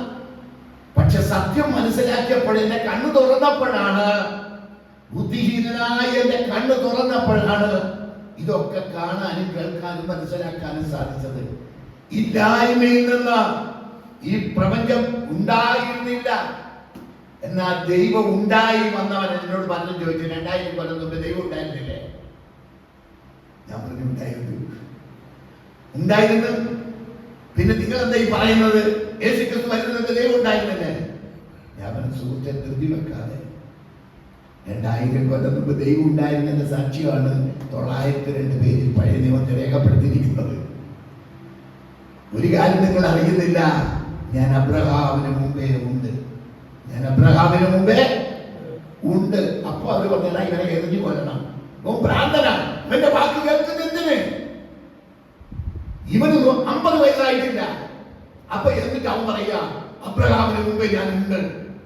അതുകൊണ്ടാണ് നേരത്തെ പാട്ട് പാടിയത് അൽഫയും ഒമേഗയും. ഗ്രീക്ക് അക്ഷരമാലയിലെ ആദ്യാക്ഷരവും അവസാനക്ഷരവും നമ്മൾ ആ എന്ന് പറയുന്നത് പോലെ അവസാനക്ഷരവും പറയും പോലെ ശരിക്കും പറഞ്ഞാൽ ആൽഫയും ഒമേഗയും ഗ്രീക്കിലെ ഒരക്ഷരം എന്ന് പറഞ്ഞൊരു വാക്കാ. ആദ്യനും അന്ത്യനും. ആദ്യം എല്ലാറ്റിന്റെയും ആദ്യമാണ് ദൈവം. ആദ്യനാണ് ദൈവം, അന്ത്യനാണ് ദൈവം. അവൻ ഉണ്ടായി വന്നവനല്ല, ഉള്ളവനാണ്, എന്തേക്കും ഇരിക്കുന്നവനാണ്. അതുകൊണ്ട് ഇന്നലെ ഞാൻ പറഞ്ഞ ഇരുന്നവരും ഇരിക്കുന്നവരും വരുന്നവരും. പ്രിയമുള്ളവരെ, ഇതുകൊണ്ടാണ് യഥാർത്ഥത്തിൽ ഈ സൃഷ്ടാവിനെ കൂടാതെ നമുക്കൊന്നും സാധ്യമല്ല. ഒന്നും സാധ്യമല്ല. നിങ്ങൾ പറഞ്ഞേക്കാം നിങ്ങൾക്ക് പലതും കഴിയുമെന്ന്. ഞാൻ നിങ്ങളോട് പറയുന്നു, ആ നിങ്ങൾ ശ്വസിക്കുന്ന ശ്വാസം ഒന്ന് മാറ്റിവെക്കൂ. ശ്വാസം ഒന്ന് മാറ്റിവെക്കൂ. എന്നിട്ട് നിങ്ങൾ ചെയ്താട്ടെ എന്തെങ്കിലും ഒരു പ്രവൃത്തി. 1 മണിക്കൂർ നേരത്തേക്ക് ശ്വസിക്കണ്ട. എന്നിട്ട് എന്തൊക്കെ പ്രവൃത്തിയാണ് നിങ്ങൾക്ക് ചെയ്യാൻ പറ്റുക? എന്തൊക്കെ ചെയ്യാൻ പറ്റും? 1 നിമിഷം ഈ അണ്ടകടാഹത്തിൽ ഇഷ്ടം പോലെ ഓക്സിജൻ തന്നിട്ടുള്ളത് കൊണ്ട് നാം അത് വലിച്ചു കയറ്റുന്നു. എന്നിട്ട് നമ്മൾ എന്ത് ചെയ്യുന്ന അഹങ്കാരത്തോടെ പറയുന്നു, ഞാൻ ഇങ്ങനെയാക്കും, ഞാൻ അങ്ങനെയാക്കും, ഞാൻ അവനെ കൊല്ലും എന്നൊക്കെ വീമ്പ് പറയുക. പ്രിയമുള്ളവരെ, ദൈവത്തിന്റെ ശ്വാസവും മേടിച്ച് അനുഭവിച്ചിട്ട് തിന്നിട്ടാണ് നമ്മൾ ദൈവത്തിനെതിരെ മറുതലിക്കുന്നത്, ഞാൻ എന്ന് പറയുന്നത്. അത് പറയുവാനുള്ള യോഗ്യത നമുക്കില്ല. അതുകൊണ്ട് നമ്മുടെ സഖരിയാവിന്റെ പുസ്തകത്തിൽ ഒരു വാക്യം നോക്കുക. സഖരിയാവിന്റെ പുസ്തകം പേജ് 890, പഴയ നിയമത്തിൽ ലാസ്റ്റ് മലാഖി സഖരിയാവ് മലാഖി ലാസ്റ്റ് പുസ്തകത്തിന്റെ തൊട്ടുമുമ്പുള്ള പുസ്തകം. അതിന്റെ 3-ാമത്തെ വാക്യം ഞാൻ വായിക്കും. ആകയാൽ നീ അവരോട് പറയേണ്ടത്, സൈന്യങ്ങളുടെ ദൈവമായ യഹോവ ഇപ്രകാരം അരുളി ചെയ്യുന്നു, എങ്കിലേക്ക് തിരിയുവിൻ എന്ന് സൈന്യങ്ങളെ യഹോവയുടെ അരുളപ്പാട്. എന്നാൽ ഞാൻ നിങ്ങളുടെ അടുക്കലേക്ക് തിരിയും എന്ന് സൈന്യങ്ങളെ യഹോവ അരുളി ചെയ്യുന്നു. എന്താ ജനത്തോട് പറയുവാൻ ദൈവം പറയുകയാണ്? എങ്കിലേക്ക് തിരിയുവിൻ, എന്നാൽ ഞാൻ നിങ്ങളിലേക്ക് തിരിയും. ഇത് ദൈവത്തിന്റെ ഒരു വ്യവസ്ഥയാണ്. എല്ലാ മനുഷ്യരും ദൈവത്തിലേക്ക്, ഇന്നലെ ഞാൻ പറഞ്ഞു, ദൈവത്തിങ്കൽ അടുത്തിരുന്ന മനുഷ്യൻ ദൈവത്തിൽ നിന്ന് അകന്നു പോയതാണ്. ദൈവത്തെ വിട്ട് പിശാചിനെ വിശ്വസിച്ച് വേർപിരിഞ്ഞു പോയവനാണ്. അങ്ങനെ വേർപിരിഞ്ഞു പോയതിന്റെ ഫലമായി ദൈവത്തിന്റെ നന്മയൊന്നും അവൻ അനുഭവിക്കുവാൻ കഴിയാതെ അവൻ നിസ്സഹായനും ബലഹീനനും രോഗിയും കഷ്ടതയിലും പാപത്തിലും പാപത്തിന്റെ ഫലമായ മരണത്തിലും സങ്കടത്തിലും ഇല്ലായ്മയിലും ദുരിത കയത്തിൽ മനുഷ്യൻ മുങ്ങുകയാണ്. ജാതിയും മതമൊന്നുമില്ല. എല്ലാ മനുഷ്യരും പ്രശ്നങ്ങളുണ്ട്, എല്ലാ മനുഷ്യരും പ്രയാസങ്ങളുണ്ട്, എല്ലാ മനുഷ്യരിലും ദരിദ്രരുണ്ട്, എല്ലാ മനുഷ്യരിലും ബുദ്ധിമുട്ട് അനുഭവിക്കുന്നവരുണ്ട്. എത്ര സമ്പത്തുണ്ടെന്ന് പറഞ്ഞാലും സമാധാനമില്ലാത്ത മനുഷ്യൻ ഇഷ്ടം പോലെയുണ്ട്. നിങ്ങളെല്ലാം വിചാരിക്കുന്നത് വലിയ വലിയ ധനവാന്മാരായ കമ്പനി ഉടമകളെയൊക്കെ കാണുമ്പോൾ അവരുടെ തലയിൽ വരഞ്ഞ വടി എൻ്റെ പറമ്പിക്കൂട് പോലും കളഞ്ഞില്ലല്ലോ, എൻ്റെ തലയിൽ വരഞ്ഞില്ലല്ലോ എന്നാണ്. ഞാൻ പറയുന്ന അവൻ്റെ തലയിൽ വരഞ്ഞ വടി എൻ്റെ അയൽപക്കത്തെ കൂടി കളയരുത് എന്നാണ്. കാരണം എന്താണെന്നറിയാം, സമ്പത്ത് കൂടിക്കഴിഞ്ഞാൽ സ്വസ്ഥത എന്ന് പറയുന്ന സാധനം നഷ്ടമായി തീരും. ഇൻകം ടാക്സുകാർ വീട്ടിൽ നിന്ന് മാറുന്നില്ല. ഇപ്പത്തെ കൂടെ പോയി കൂടെ കളയി വീണ്ടും തിരിഞ്ഞില്ലാത്ത കയറി വരും. ഈയിടെ എന്നോട് ഒരു വിശ്വാസി എന്ന് പറയുന്ന ഒരു സഹോദരൻ തന്നെ പറഞ്ഞു, ഒരു വീട് വെച്ച് പോയതാ, ഇപ്പൊ ഇൻകം ടാക്സുകാരെ കൊണ്ട് ശല്യം കൊണ്ട് നിൽക്കാൻ വയ്യ. ചെറിയ കമ്പനി നടത്തുന്ന ആളാ. ഒരു കുന്ന് തെളിച്ചൊരു വീടാ. ഞാൻ വീട്ടിൽ പോയത്, സാധാരണ വീട്ടിലേക്ക് കയറാൻ ഒരു വാതിലുണ്ടാകുന്നത്, ആ വീട്ടിൽ 4 വാതിലുണ്ട്. വീട്ടിലേക്ക് കയറാൻ 4 വാതിൽ. ഒരിടത്ത് സ്റ്റെപ്പ് 3 സ്റ്റെപ്പ്, പിന്നെ 2 സ്റ്റെപ്പ്, പിന്നെ 1 സ്റ്റെപ്പ്, പിന്നെ കുറച്ച് സ്റ്റെപ്പില്ല. ഞാൻ അതിലെ കൂടെ കയറി പോയത്. ഒരു കുന്ന് തികച്ച് വീടാക്കിയിരിക്കുന്നു. അതുകൊണ്ട് ഇൻകം ടാക്സ് സാലറി മാറാതെ കയറിയിരിക്കുന്ന കോടികൾ അനവധി വന്നു. പ്രിയമുള്ളവരെ, ഇതൊന്നും അല്ല മനുഷ്യന്റെ വിഷയം. മനുഷ്യന്റെ പ്രശ്നം ദൈവം പറയാ, സാക്ഷാൽ സൃഷ്ടാവ് നമ്മെ ഉരുവാക്കിയവൻ പറയുകയാണ്, എങ്കിലേക്ക് തിരിയുക. മക്കളെ, നിങ്ങൾ എങ്കിലേക്ക് തിരിയുക. ജനമേ, നിങ്ങൾ എങ്കിലേക്ക് തിരിയുക. എങ്കിലേക്ക് നിങ്ങൾ തിരിയൂ. ഇസ്രായേൽ ജനത്തെ നോക്കി ദൈവം ഇങ്ങനെ വിളിച്ചു പറഞ്ഞു, നിങ്ങൾ മുഖമല്ല മുതുകത്രേ നിങ്ങൾ എങ്കിലേക്ക് തിരിച്ചിരിക്കുന്നത്. മുഖമല്ല മുതുകത്രേ നിങ്ങൾ എങ്കിലേക്ക് തിരിച്ചിരിക്കുന്നത്. എങ്കിലേക്ക് തിരിയുവിൻ എന്ന് യഹോവ അരുളി ചെയ്യുമ്പോൾ നമ്മൾ ഒരു കാര്യം ഓർക്കണം. എങ്കിലേക്ക് തിരിയാൻ പറയുന്ന ദൈവം, എങ്കിലേക്ക് തിരിയുവാൻ പറയുമ്പോൾ അത് വെറുതെയല്ല തിരിയാൻ പറയുന്നത്, യിരെമ്യാവിന്റെ പുസ്തകം 2-ാം അധ്യായം അതിന്റെ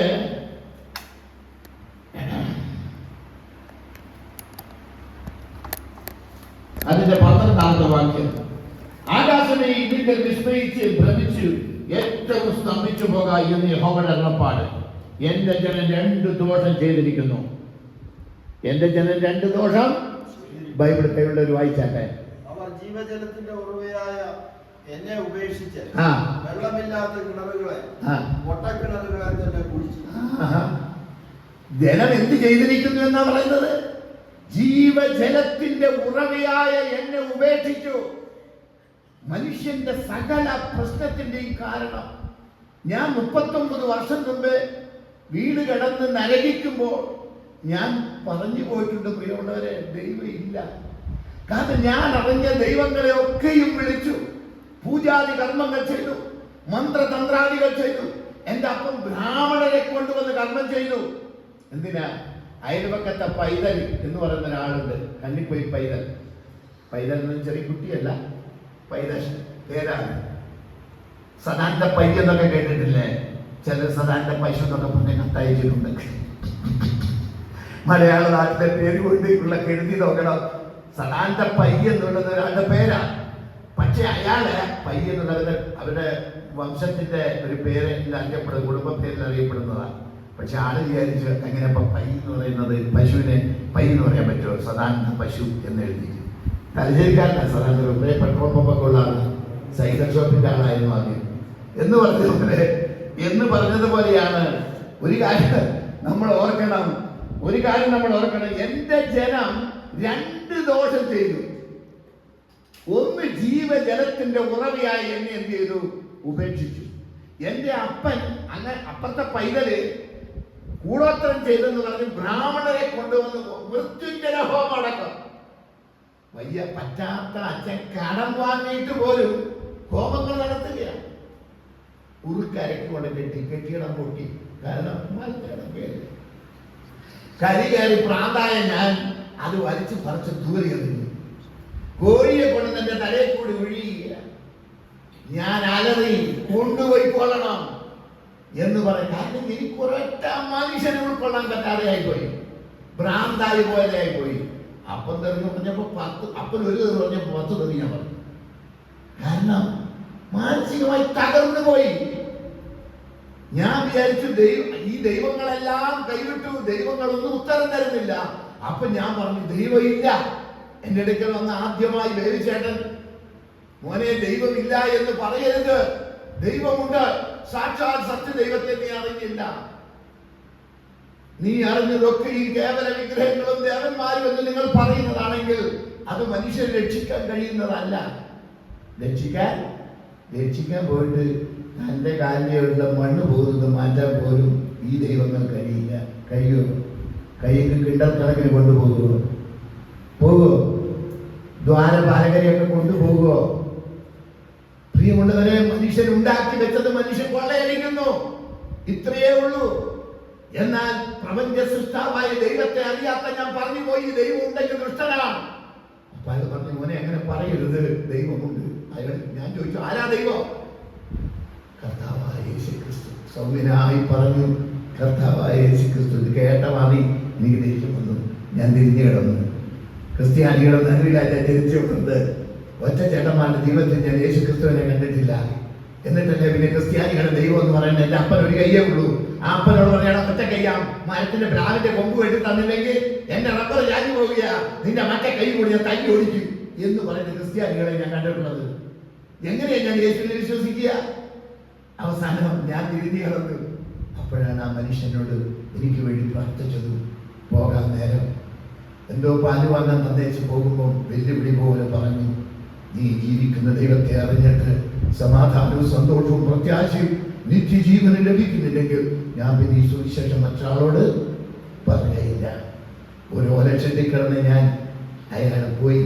അയാൾ തന്ന ബൈബിൾ ഏതാണ്ട് 30 കൊല്ലം ഞാൻ ഉപയോഗിച്ചപ്പോൾ കീറിപ്പോയി, നുറുങ്ങിപ്പോയതിൻ്റെ ഫലമായി മറ്റൊന്ന് സംഘടിപ്പിച്ചതാണിത്. ഞാൻ നിങ്ങളോട് പറയട്ടെ, ദൈവം പറയുകയാണ് എങ്കിലേക്ക് തിരിയുവിൻ, എന്നാൽ ഞാൻ നിങ്ങളിലേക്ക് തിരിയും. പ്രിയമുള്ളവരെ, മനുഷ്യൻ ദൈവത്തിൽ നിന്ന് അകന്നുപോയി.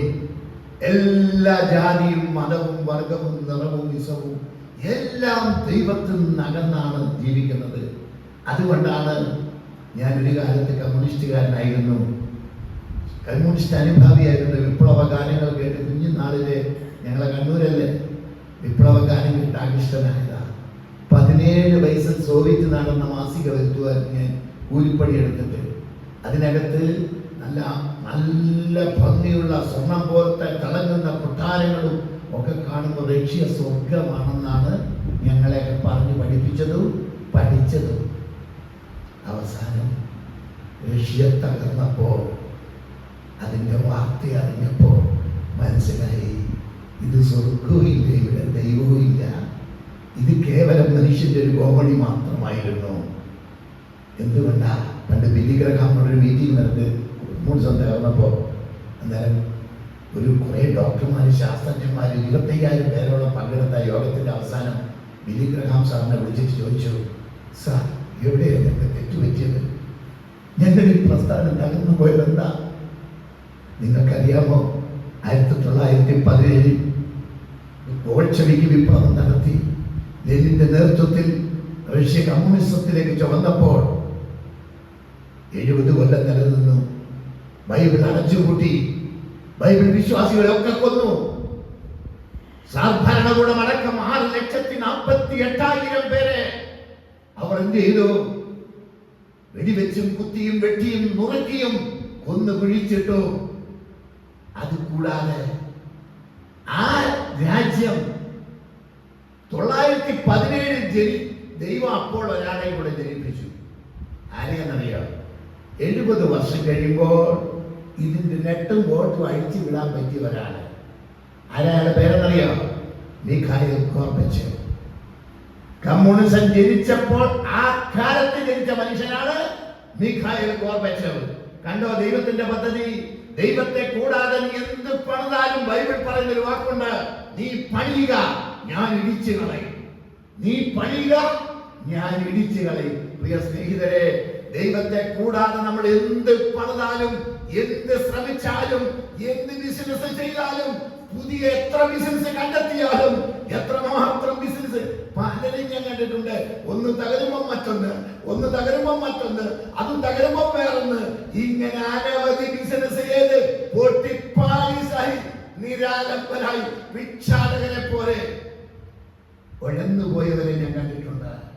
കാരണം മനുഷ്യന്റെ സ്വന്തം ശക്തി കൊണ്ട് പണിയുന്നതിന് ഇത്രയേ ആയുസുള്ളൂ.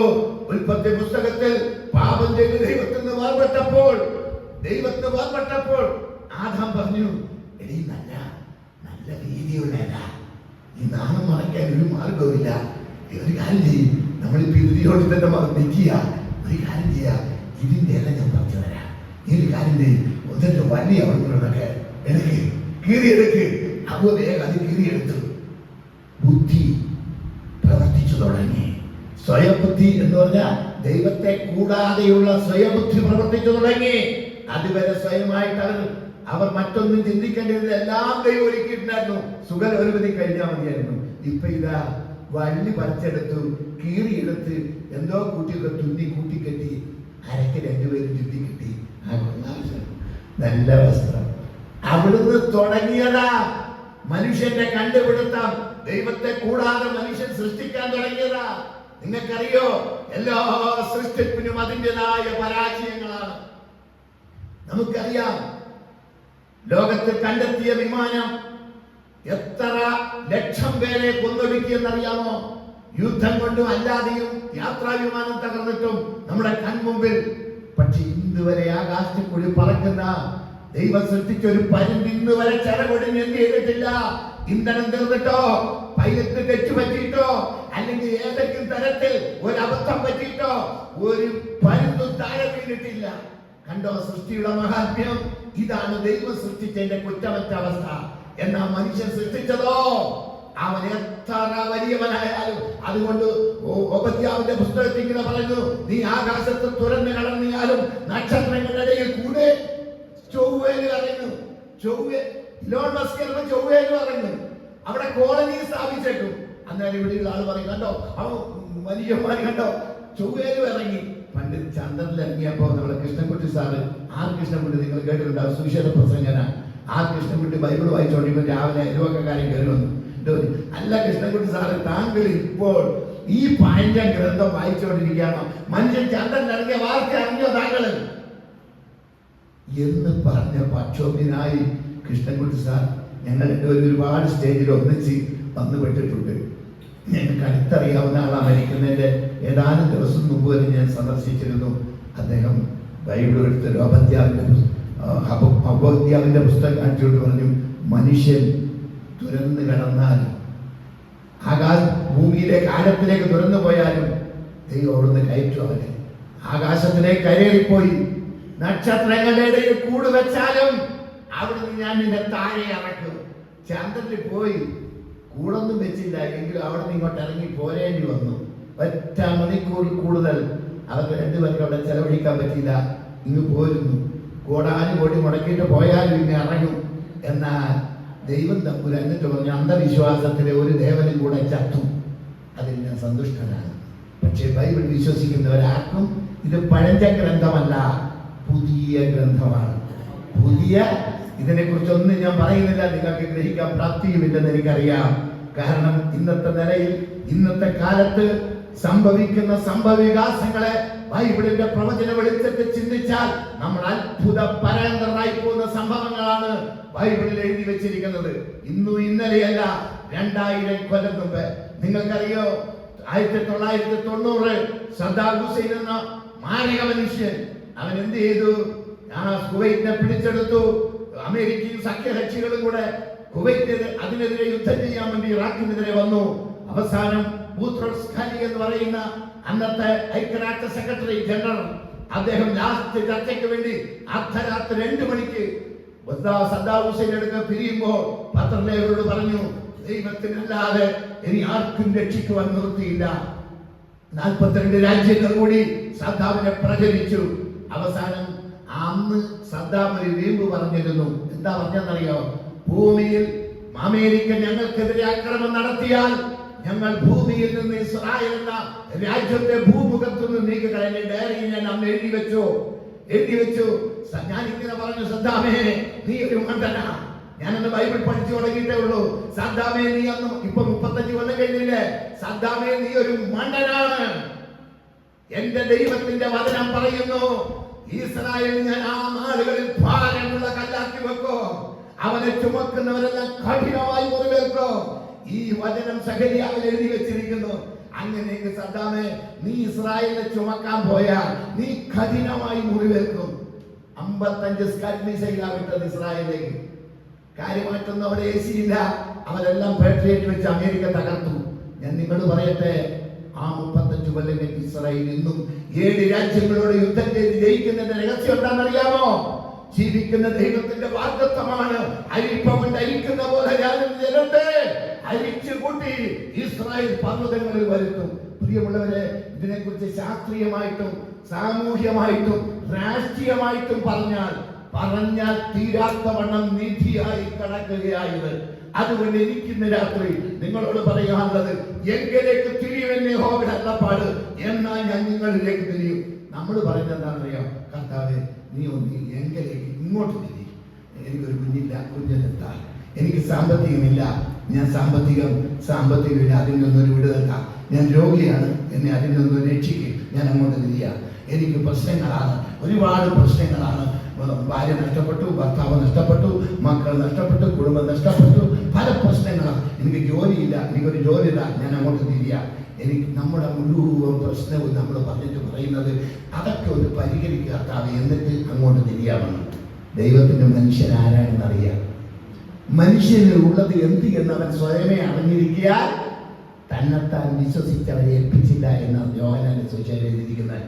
മനുഷ്യന്റെ ഹൃദയം എന്താണെന്നും അത് ആഴമുള്ള വെള്ളമാണെന്നും ഇടുക്കമുള്ള കിണറാണെന്നും അതിനകത്ത് മറച്ചു വെച്ചിരിക്കുന്ന ഒക്കെ പരിശുദ്ധ ദൈവത്തിന് അറിയാം. അതുകൊണ്ട് ദൈവം പറയുക, നീ ആദ്യം എങ്കിലേക്ക് തിരി, നിന്റെ വേറെ മനസ്സിലിരിക്കട്ടെ. നിങ്ങളിലേക്ക് ഞാൻ തിരിയാനല്ല, ദൈവത്തിന് ഭൂമിയിൽ ഈ 39 കൊല്ലം അനുഭവിച്ചറിഞ്ഞ ഞാൻ നിങ്ങളോട് സാക്ഷ്യം പറയുന്നു. ഞാൻ ദൈവം ഇല്ലെന്ന് പറഞ്ഞവനാ. എന്നെ ആയിരക്കണക്കിന് സ്റ്റേജിൽ എത്തിപ്പിച്ച് ഇന്ന് വരെ നിലനിർത്തിയ എന്റെ ദൈവത്തിന്റെ കൃപ. എന്റെ അപ്പന്റെ ദേവന്റെ നാമത്തിൽ ദേവന് പൂജ നടത്തി ശപിച്ചിട്ട് പറഞ്ഞു, നീ കയറിയ മറ്റിൽ നിന്ന് ഇറങ്ങാതെ പോകട്ടെ. ആ അപ്പൻ എന്നെ 10 പ്രാവശ്യം തലയിൽ കൈവച്ചു. 10 പ്രാവശ്യം 10 മക്കളുടെ മേൽ വെക്കുന്ന അനുഗ്രഹം. മരിക്കുന്നതിന്റെ ഒരു ഒറ്റ അരിയല്ല, ഓരോ പ്രാവശ്യം കൊണ്ടും ഷർട്ടും അപ്പൻ ഇഷ്ടപ്പെട്ടതൊക്കെ വാങ്ങിക്കൊണ്ട് ചെല്ലുമ്പോൾ അപ്പോഴൊക്കെയും പോരും എന്റെ തലയിൽ കൈവച്ച് അനുഗ്രഹിക്കും. നീ ഒരിടത്തും കുറയാതിരിക്കട്ടെ മകനെ, ഒരിടത്തും നീ കുറയാതെ ഇരിക്കട്ടെ. ഒരിക്കൽ തിരസ്കരിച്ചു വിട്ടതാ, പക്ഷെ അപ്പന്റെ അനുഗ്രഹം ഞാൻ പിടിച്ചു വാങ്ങി. സ്വത്തും വേണ്ട, മുതലും വേണ്ട, നിങ്ങളെ പണവും വേണ്ട, വസ്തുവും വേണ്ട. ഞാൻ അപ്പന്റെ അനുഗ്രഹം വാങ്ങി. ഞാൻ നിങ്ങളോട് പറയട്ടെ, എന്റെ ജീവിതത്തിൽ ഞാൻ ഒരിടത്തും പരാജയപ്പെട്ടില്ല. ദൈവത്തിന്റെ വലിയ കൃപ അപ്പനോടും അമ്മയോടും പിടിച്ചു വരച്ചിട്ട് അത് ചതി എന്ന് പറയാത്തവന്റെ കണ്ണ് തോട്ടരികത്തെ കാക്ക കൊത്തിപ്പറിക്കുകയും കഴുകൻ കുഞ്ഞുങ്ങൾ തിന്നുകയും. ഒരിക്കലും മാതാപിതാക്കളോട് അന്യായം ചെയ്യരുത്. നിനക്ക് ദീർഘായുസ്സുണ്ടാകുവാൻ, നിനക്ക് നന്മയുണ്ടാകുവാൻ നിന്റെ അപ്പനെയും അമ്മയും സ്നേഹിക്കുകയും ബഹുമാനിക്കുകയും ചെയ്യുക. കാരണം ദീർഘായുസ്സും നന്മയുണ്ടാക്കാൻ ഈ ഒരു 2 കാര്യം ചെയ്താൽ മതി. അപ്പം മരിച്ചു. ഇപ്പം കഴിഞ്ഞ ആഴ്ച അമ്മയുടെ അടുത്ത് പോയിട്ടാണ് വന്നത്.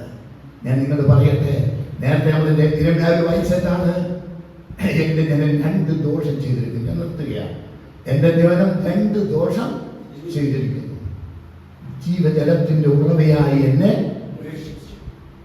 ഇതാണ് മനുഷ്യജാതി ഒന്നടങ്കം ചെയ്ത് തെറ്റിതാണ്.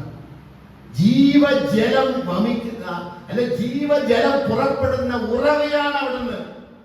യേശു പറഞ്ഞു, ദാഹിക്കുന്ന ഏവരുമേ എന്റെ അടുക്കൽ വന്ന് കുടിപ്പീൻ. ശമര്യക്കാരിയായ ആർക്കും വേണ്ടാതെ തള്ളപ്പെട്ട ഒരു സ്ത്രീയായ ആ സാധു സ്ത്രീയോട് യേശു പറഞ്ഞു, യേശു അവളോട് പറഞ്ഞു, നീ ഇവിടത്തോളം വെള്ളം കോരാ ഞാൻ ആരെന്ന് നീ അറിഞ്ഞിരുന്നെങ്കിൽ നിനക്ക് ജീവജലം നിനക്ക് ലഭിക്കുമായിരുന്നു. അപ്പൊ പറയും, യാക്കോബ് എന്ന പിതാമകനാണ് നിനക്ക് കിണർ തന്നത്. യാക്കോബിന്റെ കിണറെന്നാണ് അറിയപ്പെടുന്നത്. നീ അവനിലും വലിയവനാണോ? എന്നിട്ട് പറഞ്ഞു, നീ എന്നോട് ചോദിക്കുക, നീ അവരോട് നീ ഞാൻ ആരെന്ന് അറിഞ്ഞിരുന്നെങ്കിൽ അവൻ നിനക്ക് ജീവജലം നിനക്ക് തരുമായിരുന്നു. അപ്പൊ പറഞ്ഞു, എന്താ പിന്നെ എനിക്ക് തരണേ? ഒരച്ഛൻ നല്ലൊരു കഥാപ്രസംഗം ഉണ്ടാക്കിയിട്ടുണ്ട് അതിനെ കൊണ്ട്. ഞാൻ ഇന്നൊരു സമരമെത്തി, ഞാൻ കോരിയ വെള്ളം തൊട്ടാൽ തിങ്കലില്ലേ എന്ന് തുടങ്ങി. ശരിക്കും പറഞ്ഞാൽ ആ ശബരിക്കാരത്തെ ആ സംഭാഷണത്തിന് മധ്യേ അവസാനം യേശു പറഞ്ഞു, നീ പോയി ഭർത്താവിനെ കൂട്ടിക്കൊണ്ട് വരിക. അപ്പോൾ പറഞ്ഞു, എനിക്ക് ഭർത്താവില്ല.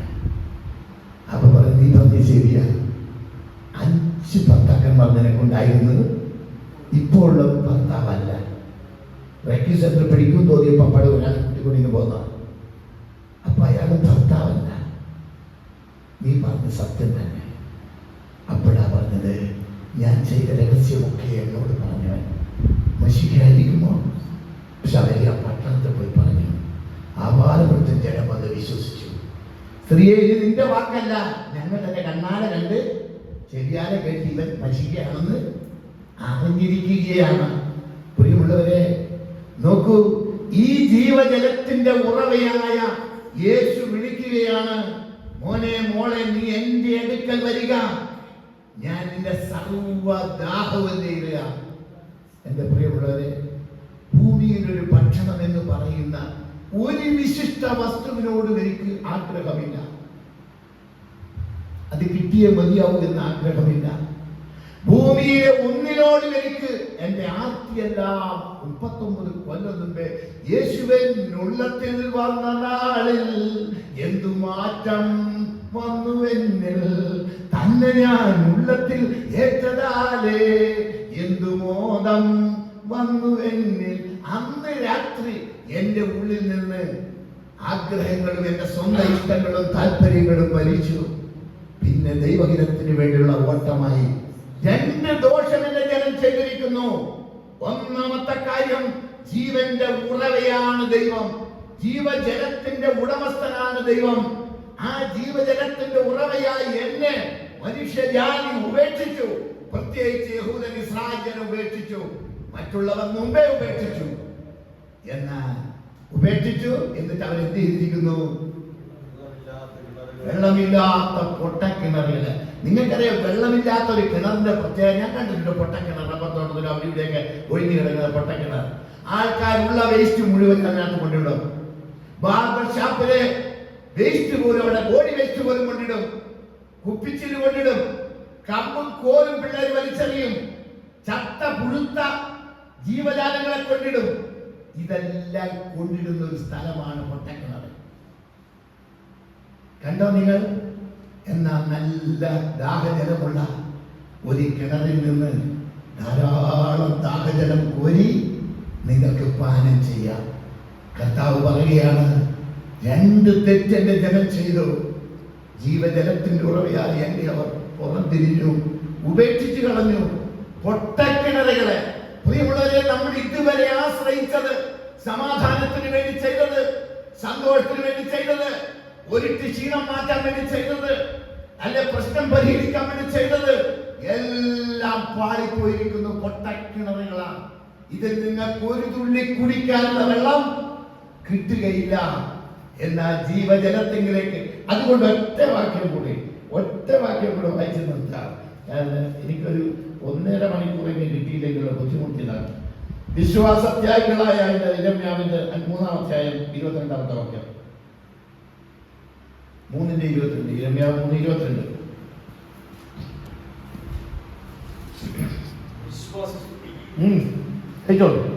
വിശ്വാസത്യാഗികളായ മക്കളെ, മടങ്ങി വരുവീൻ, ഞാൻ നിങ്ങളുടെ വിശ്വാസത്യാഗം മാറ്റിത്തരാം. വിശ്വാസത്യാഗികളായ വിശ്വസിക്കാത്ത മക്കളെ, നിങ്ങൾ മടങ്ങി വരുവീൻ, ഞാൻ നിങ്ങളുടെ വിശ്വാസത്യാഗം മാറ്റി വിശ്വാസമുള്ളവരാക്കി. കാരണം വിശ്വാസത്തിന്റെ നായകനും പൂർത്തി വരുത്തുന്നവനുമായ യേശുവാണ് നമുക്കുള്ളത്. ആ നായകന്റെ പിന്നാലെ വന്നാൽ നിങ്ങൾ ഏറ്റവും അധികം വിശ്വാസമുള്ളവരാകും. അതിന്റെ 5-ാം അധ്യായം 2-ാമത്തെ വാക്യം മുതൽ വായിച്ചാൽ, യഹോവയാണ് എന്ന് പറഞ്ഞാലും അവർ കപടമായിട്ടത്ര സത്യം ചെയ്യുന്നത്. യഹോവേ അവിടുത്തെ കണ്ട് വിശ്വസ്തതയല്ലയോ നോക്കുന്നത്? അതെ. അങ്ങ് അവരെ അടിച്ചു എങ്കിലും അവർ വേദനപ്പെട്ടില്ല. അങ്ങ് അവരെ ക്ഷയിപ്പിച്ചു, എങ്കിലും അവർക്ക് ബോധം കൈക്കൊള്ളുവാൻ മനസ്സില്ലായി. കണ്ടോ, അവിടുന്ന് ദൈവം നമ്മളെ തല്ലുകയാണ്, അടിക്കുകയാണ്. അടിച്ചാൽ വേദനപ്പെടണം, ഭയങ്കര വേദന ഉണ്ടാകണം. എന്തിനാ അടിക്കുന്നത്? തിരിച്ച് നന്നായി വരാനാണ്, വേദനപ്പെടാനാണ്. പൊട്ടുന്ന അടി ദോഷത്തെ അടിച്ചു വാരിക്കളയാനാണ്. അവൻ അടിച്ചു, വേദനപ്പെട്ടില്ല. പിന്നെ ചെയ്തു, നീ അവരെ അടിച്ചു എങ്കിൽ അവർ വേദനപ്പെട്ടില്ല, നീ അവരെ ക്ഷയിപ്പിച്ചു എങ്കിൽ അവർക്ക് ബോധം കൈക്കൊള്ളുവാൻ മനസ്സിലായി. നമ്മൾ ക്ഷയിച്ചിരിക്കുകയല്ലേ, എല്ലാ വിധത്തിലും ക്ഷയിച്ചിരിക്കുകയല്ലേ. സ്വസ്ഥതയുണ്ടോ? സമാധാനമുണ്ടോ? സന്തോഷമുണ്ടോ? പ്രത്യാശയുണ്ടോ? ആനന്ദമുണ്ടോ? ഇതിനെല്ലാം പോംവഴിയായിട്ടാണ് നമ്മിൽ പലരും തെറ്റായ റൂട്ടുകളിലേക്ക് തിരിഞ്ഞിരിക്കുന്നത്. നമ്മൾ എന്ത് ചെയ്യണം? ദൈവം നമ്മളെ ക്ഷയിപ്പിക്കുന്ന എന്തിനാ? അപ്പോഴെങ്കിലും നമ്മൾ ദൈവത്തിലേക്ക് നോക്കുവാനാണ്. അപ്പോഴെങ്കിലും ദൈവത്തിലേക്ക് നോക്കുവാനാണ്. എന്നിട്ട് അടുത്ത വാക്യം കൂടെ വായിച്ചാട്ട്, അവർ തങ്ങളുടെ മുഖം പാറയേക്കാൾ കടുപ്പമാക്കി മടങ്ങി വരുവാൻ അവർക്ക് മനസ്സിലായി. മടങ്ങി വരുവാൻ അവർക്ക് മനസ്സില്ല, മടങ്ങി വരുവാൻ അവർക്ക് മനസ്സില്ല.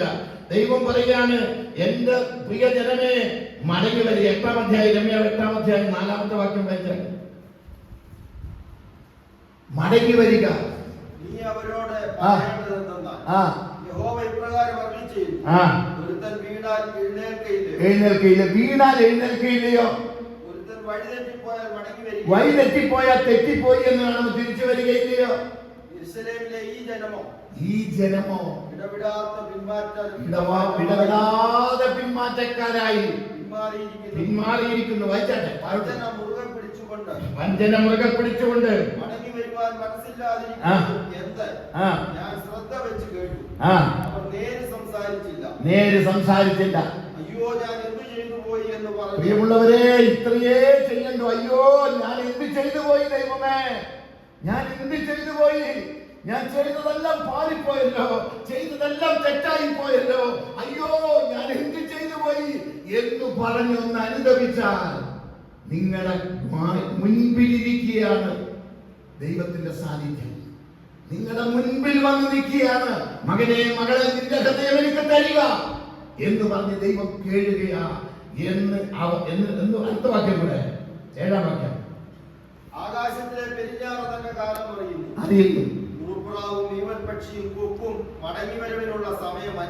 നിങ്ങൾ കണ്ടില്ല, സൈബീരിയൻ കൊക്ക് പോലും കേരളത്തിൽ വരാറുണ്ട്. അവിടെ കടുത്ത ശൈത്യമാകുമ്പോൾ 5-6 അടി കടത്തിൽ മഞ്ഞ് വീഴുമ്പോൾ സൈബീരിയൻ കൊക്ക് പോലും നമ്മുടെ നാട്ടിൽ ദേശാടന പക്ഷിയായി വരും.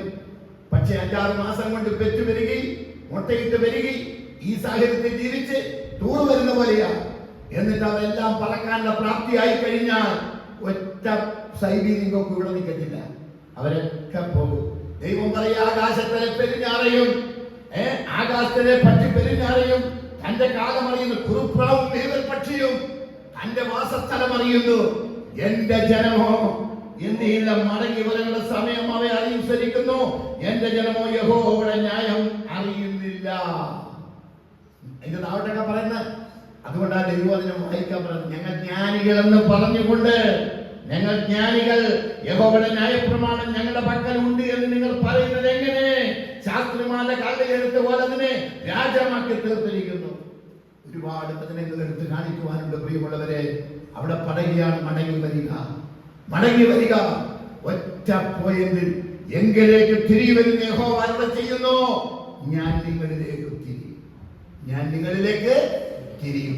ദൈവം എന്നിലേക്ക് തിരിഞ്ഞപ്പോൾ ഞാൻ എൻ്റെ ജീവിതത്തിൽ ഒരിക്കലും അനുഭവിക്കാത്തതെല്ലാം അനുഭവിച്ചു. ഞാൻ ദൈവത്തോട് പറഞ്ഞിട്ടുണ്ടെന്നറിയോ, അനുഗ്രഹിക്കാൻ പലരും പ്രാർത്ഥിക്കും, പറയുന്നത് തെറ്റെന്നോ ശരിയെന്നോ പറയുന്നില്ല. അനുഗ്രഹിക്കണേ കർത്താവേ, അനുഗ്രഹിക്കണേ, അനുഗ്രഹിക്കണേ.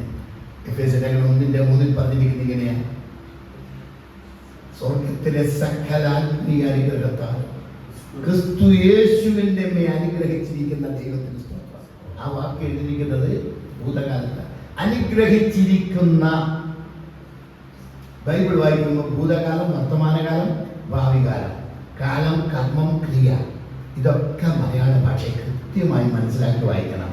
എന്നാലേ കാര്യം മനസ്സിലാകൂ. ഒരു കാര്യം ഓർക്കുക, ഗുണ്ടത്ത് സാഹിബും ബെഞ്ചമിൻ ബീരിയെല്ലാം കഷ്ടപ്പെട്ടുണ്ടാക്കിയ വ്യാകരണവും മലയാളത്തിന്റെ അക്ഷരലിപികളും മറ്റൊരാൾക്കും ചെയ്യുവാൻ കഴിയാത്ത മേന്മയോടെയാണ് ചെയ്തിരിക്കുന്നത്. ഞാൻ സാക്ഷ്യം പറയും. കാരണം അത്ര ഉന്നതമാണ് മലയാള ഭാഷ. മലയാളക്കാരാരുമല്ല ഇതൊന്നും ഉണ്ടാക്കിയത്. അതിനും മിഷണറിമാരായ സുവിശേഷകന്മാർ വരേണ്ടി വന്നു. പ്രിയമുള്ളവരെ, മടങ്ങി വരിക. പൊട്ടക്കിണറിൽ ആശ്രയിക്കരുത്. നിങ്ങൾ ആശ്രയിക്കുന്ന പൊട്ടക്കിണറുകളാണ്. അത് നിങ്ങളുടെ ദാഹം മാറ്റുകയില്ല, നിങ്ങളുടെ പ്രശ്നം പരിഹരിക്കയില്ല, നിങ്ങളുടെ പ്രതികൂലം മാറ്റുകയില്ല. 39 കൊല്ലം പ്രശ്ന സങ്കീർണമായി അർദ്ധപ്പതിച്ചു പോയ ജീവിതത്തെ യേശുവിലേക്ക് മടങ്ങി വന്നപ്പോൾ സത്യദൈവം ആരെന്നറിഞ്ഞനുസരിച്ച് ദൈവം വഴി നടക്കാൻ തുടങ്ങി. ദൈവത്തെ വിശ്വസിച്ചപ്പോൾ ഇപ്പോഴും എനിക്കുള്ളത് സാമ്പത്തിക മേന്മയല്ല, മറ്റുള്ള അടിസ്ഥാന സൗകര്യങ്ങളുടെ മേന്മയല്ല. എനിക്കുള്ളത് ഒറ്റ ഒന്നാണ്, ഈ ജീവിക്കുന്ന ദൈവത്തിലുള്ള അടിയുറച്ച വിശ്വാസം. അടിയുറച്ച വിശ്വാസം. ഈ ഒരൊറ്റ കരുത്തിലാണ് ഞാൻ എന്ത് ചെയ്യുന്നത്? ഭൂമിയിൽ നിൽക്കുന്നത് തന്നെ. ഈ യേശുവിലേക്ക് നിങ്ങൾ മടങ്ങി വന്നാൽ നിങ്ങൾ ഒരിക്കലും ലജ്ജിച്ച് പോകില്ല. ഒരിക്കലും ലജ്ജിച്ച് പോകയില്ല. നാളെ രാവിലെ ദൈവം കൃപ നൽകിയാൽ നമുക്കത് ഇതിന്റെ ബാക്കി നമുക്ക് കേൾക്കുവാൻ ഇടയട്ടെ.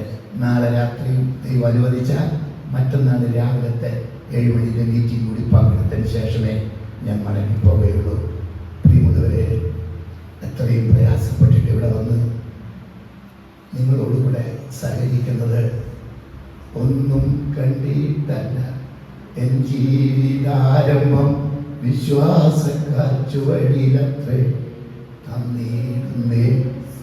ഭണ്ഡാരത്തിൽ നിന്നും ഒന്നീനും ഇല്ലാതെ വന്ന ആശിക്കുകിൽ ആശയോടെ വിശ്വസിക്കുകയെല്ലാം സാധ്യം. എന്താനന്ദം എനിക്കെന്താനന്ദം പ്രിയ യേശുവിൽ കൂടെയുള്ള വാസം. 82-ാമത്തെ വയസ്സിൽ മുട്ടം ജോൺ ഗീവർഗീസ് അപ്പച്ചൻ എഴുതിയതാ.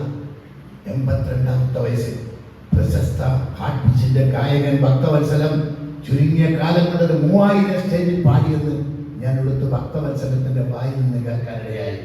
ഈ ജോൺ ഗീവർഗീസ് അപ്പച്ചൻ മുട്ടം വർഗീസ് എന്ന് അറിയപ്പെടുന്ന അപരനാമത്തിൽ അറിയപ്പെടുന്ന മഹാനായ ദേവദാസൻ 93-ാമത്തെ വയസ്സിൽ എന്നെ വയനാട്ടിലെ കമ്മല വെച്ച് കണ്ടുമുട്ടിയപ്പോ ഞാനും അദ്ദേഹവും ആ സ്റ്റേജിലുണ്ടായിരുന്നു. അവിടെ വെച്ച് അദ്ദേഹം എന്റെ ഭാര്യയും എന്നെയും കുഞ്ഞിനെയും കെട്ടിപ്പിടിച്ച് മൂവരുടെ കൈവച്ച് അനുഗ്രഹിച്ചു. പിന്നെ എനിക്ക് കാണുവാൻ സാധ്യമായില്ല. 101-ാമത്തെ വയസ്സിൽ ഈ ലോകം വിട്ടുപോയി. ഞാൻ നിങ്ങളോട് പറയട്ടെ, എന്തൊരു പാട്ടാണ് ഇതൊക്കെ. അയലേറെ ജീവിതം വരും 14 ദിവസം പട്ടിണി കിടന്ന് ജനിച്ച പാട്ടാണ്. പ്രിയമുള്ളവരെ, ഈ യേശുവിലേക്ക് നിങ്ങൾ തിരിഞ്ഞാൽ നിങ്ങൾ ഒരിക്കലും ലജ്ജിച്ചു പോകയില്ല. നിന്റെ വാലത്തെ തലയാക്കുവാൻ ദൈവത്തിന് കഴിയും. താഴ്ചയല്ല, ഉയർച്ച തന്നെ നീ പ്രാപിക്കും. നീ അനുഗ്രഹീതനാകും. നീ ഏറ്റവും വലിയൊരു അനുഗ്രഹമായി തീരും. നീ നശിക്കുന്നതിനും ജീവിക്കുന്നതിനും ക്രിസ്തുവിന്റെ സൗരഭ്യമായി നമുക്ക് പ്രാർത്ഥിക്കാം. പരിശുദ്ധനും നീതിമാനുമായി ഞങ്ങൾ സ്വർഗ്ഗസ്ഥ പിതാവേ, ഇത്ര സമയം അങ്ങയുടെ കൃപ കൊണ്ട് സാന്നിധ്യം കൊണ്ട് ഞങ്ങൾ നടത്തതിനായി സ്തോത്രം. അങ്ങയുടെ കൃപയാക്കി തിരുവചനം കേട്ട എല്ലാ മക്കളെയും അങ്ങ് അനുഗ്രഹിക്കുമാറാകണം. ബലപ്പെടുന്ന ദിവ്യ കൃപ തന്നെ മക്കളുടെ പേരിൽ വ്യാപരിക്കുമാറാകണം. അവർ 10-21 ദിവസം ഇവിടെ വന്ന് കടന്നു പോകുമ്പോൾ പ്രിയ കർത്താവേ, അവർ കേവലം കേൾവിക്കാരായിട്ടല്ല, ജീവിക്കുന്ന ദൈവത്തെ അവർ ഹൃദയത്തിൽ വഹിച്ച് കൊണ്ടുപോകുവാൻ തക്കവണ്ണം അവർ പോകുന്നിടത്തും വരുന്നിടത്തും ഒക്കെ അവർ രക്ഷിക്കാൻ കഴിയുന്ന ജീവജലത്തിന്റെ ഉറവയായ അങ്ങയെ കൂടെ കൂട്ടിക്കൊണ്ടുപോകുവാൻ എന്നെ സഹായിക്കുമാറാകണം. കർത്താവേ, അങ്ങയെ കൂടാതെ ഞങ്ങൾക്കൊന്നും സാധ്യമല്ലെന്നുള്ള ആ മഹനീയ സത്യം മനസ്സിലാക്കി ആ കൊമ്പുകളിൽ വസിച്ച് ധാരാളം ഫലം പുറപ്പെടുവിക്കാൻ തക്കവണ്ണം നിങ്ങൾ എന്തെങ്കിലും യാചിപ്പിനാൽ നിങ്ങൾക്കുണ്ടാകും എന്നവർ അരുളി ചെയ്ത പോലെ പ്രിയ കർത്താവേ, അവർ അങ്ങയിൽ വസിക്കുവാൻ ഞങ്ങൾ അങ്ങയിലും അങ്ങ് ഞങ്ങളിലും വസിച്ച് പിതാവിനെ മഹത്വപ്പെടുത്തുവാൻ ഞങ്ങൾ സഹായിക്കണം. യേശു ക്രിസ്തുവിൻ നാമത്തിൽ തന്നെ ആമേൻ.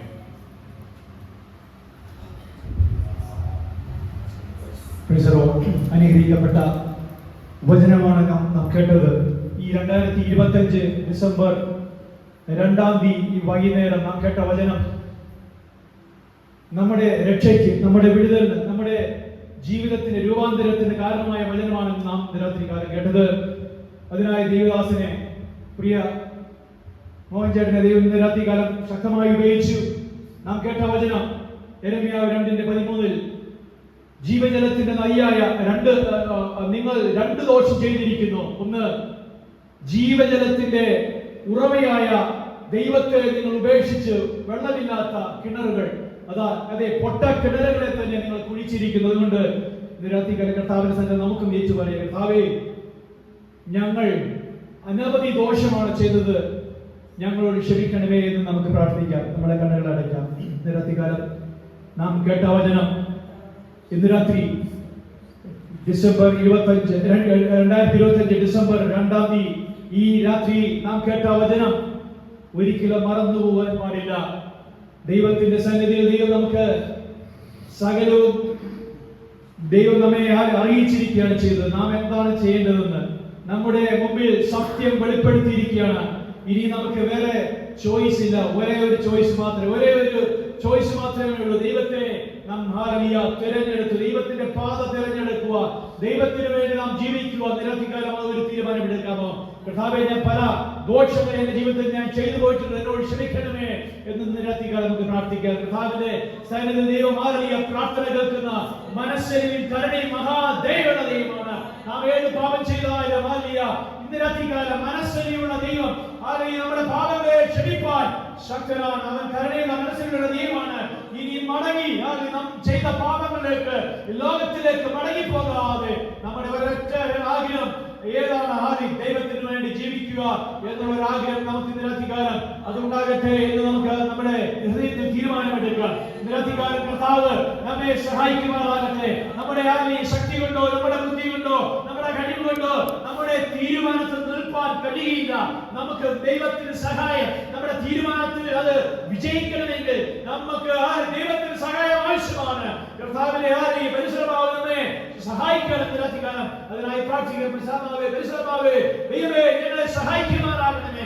അങ്ങനെ സന്നിധിയിൽ ഞങ്ങൾ വിശ്വസ്തരായി, നിർമ്മലരായി, നേരുള്ളവരായി കർത്താവിനെ മാത്രം സ്നേഹിക്കാൻ ഞങ്ങളെ സഹായിക്കുമാറാകണമേ. ലോകം നിങ്ങളുടെ മുമ്പിൽ പല ഓഫർ കൊണ്ടുവരും, പല നല്ല നിലയിലുള്ള ഓഫർ കൊണ്ടുവരുമ്പോൾ അതെല്ലാം മാറി ചപ്പും ചവറുന്ന എണ്ണി കർത്താവിനെ മാത്രം മുമ്പിൽ കണ്ടുകൊണ്ട് യേശുവിന് വേണ്ടി മാത്രം ജീവിപ്പാൻ ഇന്ന് രാത്രി നിങ്ങളൊരു തീരുമാനമെടുത്ത് നിങ്ങൾ രാത്രി നിങ്ങൾ ഉറങ്ങുമ്പോൾ അത് ചിന്തിക്കുക. രാവിലെ എഴുന്നേൽക്കുമ്പോൾ പുതിയൊരു അനുഭവത്തിലേക്കായി തീരട്ടെ എന്ന് നമുക്ക് പ്രാർത്ഥിക്കാം. കർത്താവേ, ഇതിനകത്ത് കാര്യങ്ങളെ കേൾപ്പിച്ച നല്ല സ്തോത്രം. ഞങ്ങൾ കേട്ടതുപോലെ ഞങ്ങൾക്ക് ഇസ്രായേൽ ജനം രണ്ട് ദോഷം ചെയ്തിരിക്കുന്നെന്ന് അവരോട് പറഞ്ഞല്ലോ. ജീവജലത്തിന്റെ നദിയായ ദൈവത്തെ ഉപേക്ഷിച്ച്, യേശുവിനെ ഉപേക്ഷിച്ച്, വെള്ളമില്ലാത്ത പൊട്ട കിണറുകളെ കുഴിച്ച് പ്രയോജനമില്ലാത്തതിനു വേണ്ടി പോയത് അവരുടെ ജീവിതത്തിലെ രണ്ട് ദോഷമാണ്. ഞങ്ങളുടെ ജീവിതത്തിലെ എല്ലാ കുറവുകളെയും, കുറ്റങ്ങളെയും, പാപങ്ങളെയും, ആദായങ്ങളെയും, പരാജയങ്ങളെയും, അകൃത്യങ്ങളെയും, അതിക്രമങ്ങളെയും എല്ലാം ക്ഷമിക്കണമേ. പാർവതിയുടെ കൊലക്കളത്തിൽ ഞങ്ങൾക്ക് വേണ്ടി മരിച്ചടക്കപ്പെട്ട് ഉയർത്തെഴുന്നേറ്റ് ഇന്നും ജീവിക്കുന്ന ദൈവത്തെ സ്നേഹിപ്പാൻ ഞങ്ങളെ സഹായിക്കുമാറാകണമേ. ഞങ്ങളുടെ ജീവിതത്തിൽ വന്നുപോയ എല്ലാ കുറവുകളും ക്ഷമിച്ച് ഞങ്ങളുടെ സന്നിധിയിൽ, ഞങ്ങളുടെ ഹൃദയത്തിൽ യേശുവിനെ ഞങ്ങൾ സ്വീകരിച്ച് ഞങ്ങളുടെ ജീവിതം ധന്യമായി തീരേണ്ടതിന് അങ്ങയുടെ മുമ്പിൽ വീണ്ടും സമർപ്പിക്കുന്ന കർത്താവേ, വചനം കേട്ട എല്ലാ ജനത്തെയും അനുഗ്രഹിച്ച് അയക്കുമാറാകെ പ്രാർത്ഥിക്കുന്നു. കർത്താവിനെ ആദ്യമായി സ്നേഹിപ്പാൻ വീണ്ടും സഹായിക്കുമാറാകണമേ. സംസാരിച്ച വീണ്ടും കരങ്ങൾ ഉപയോഗിക്കുമാറാകണമേ. ആയിരങ്ങൾക്ക്, പതിനായിരങ്ങൾക്ക് അനുഗ്രഹത്തിന് കാരണമായി തീരുവാൻ വീണ്ടും കരങ്ങൾ ശക്തമായി ഉപയോഗിക്കുമാറാകണമേ. വീണ്ടും ദാസനെ ഞങ്ങൾ ഒരുമിച്ച് അനുഗ്രഹിച്ച് പ്രാർത്ഥിക്കുന്നു. ബലപ്പെടുത്തണമേ. ഉച്ചമുള്ള വരെ ബലപ്പെടുത്തുമാറാകണമേ, ശക്തീകരിക്കുമാറാകണമേ. ബലഹീനതയിൽ തെളിഞ്ഞു വരുന്ന അത്യന്ത ശക്തി വ്യാപരിക്കട്ടെ.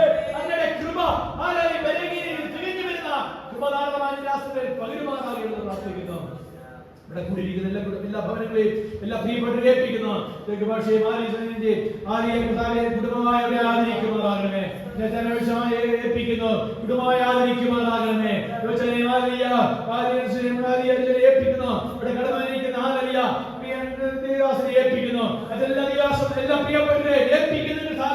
എല്ലാവരും അധികമായി സ്നേഹിപ്പാൻ ഇടയാക്കുമാറാകണമേ. തുടർന്നുള്ള ദിവസങ്ങളിൽ അധികമായി കർത്താവിനെ അറിയുവാൻ, അധികമായി കർത്താവിനെ സ്നേഹിപ്പാൻ, തീരുമാനങ്ങൾ എടുപ്പാൻ എല്ലാ പ്രിയപ്പെട്ടവരെ സഹായിക്കണമേ. ഒരിക്കലും മകനെ കടന്നു വരുന്ന ഓരോരുത്തരെയും അനുഗ്രഹിക്കുമാറാകണം. കർത്താവിനെ അധികമായി അറിയുവാൻ അവരെ ഇടയാക്കുമാറാകണം പ്രാർത്ഥിക്കുന്നു. മകനെ മാറിയ അനേകരുടെ ആലിയ ആ ഉദ്ഘാടനത്തിന് കാരണമായി തീരുന്ന ഒരു സ്ഥാപനമായി വീണ്ടും ഈ ദേശത്ത് പ്രകാശിക്കട്ടെ എന്ന് ഞങ്ങൾ പ്രാർത്ഥിക്കുന്നു. അധികാരപ്പെട്ട് ഞങ്ങളെ വ്യക്തമായി താഴ്ത്തിയേൽപ്പിക്കുന്നു.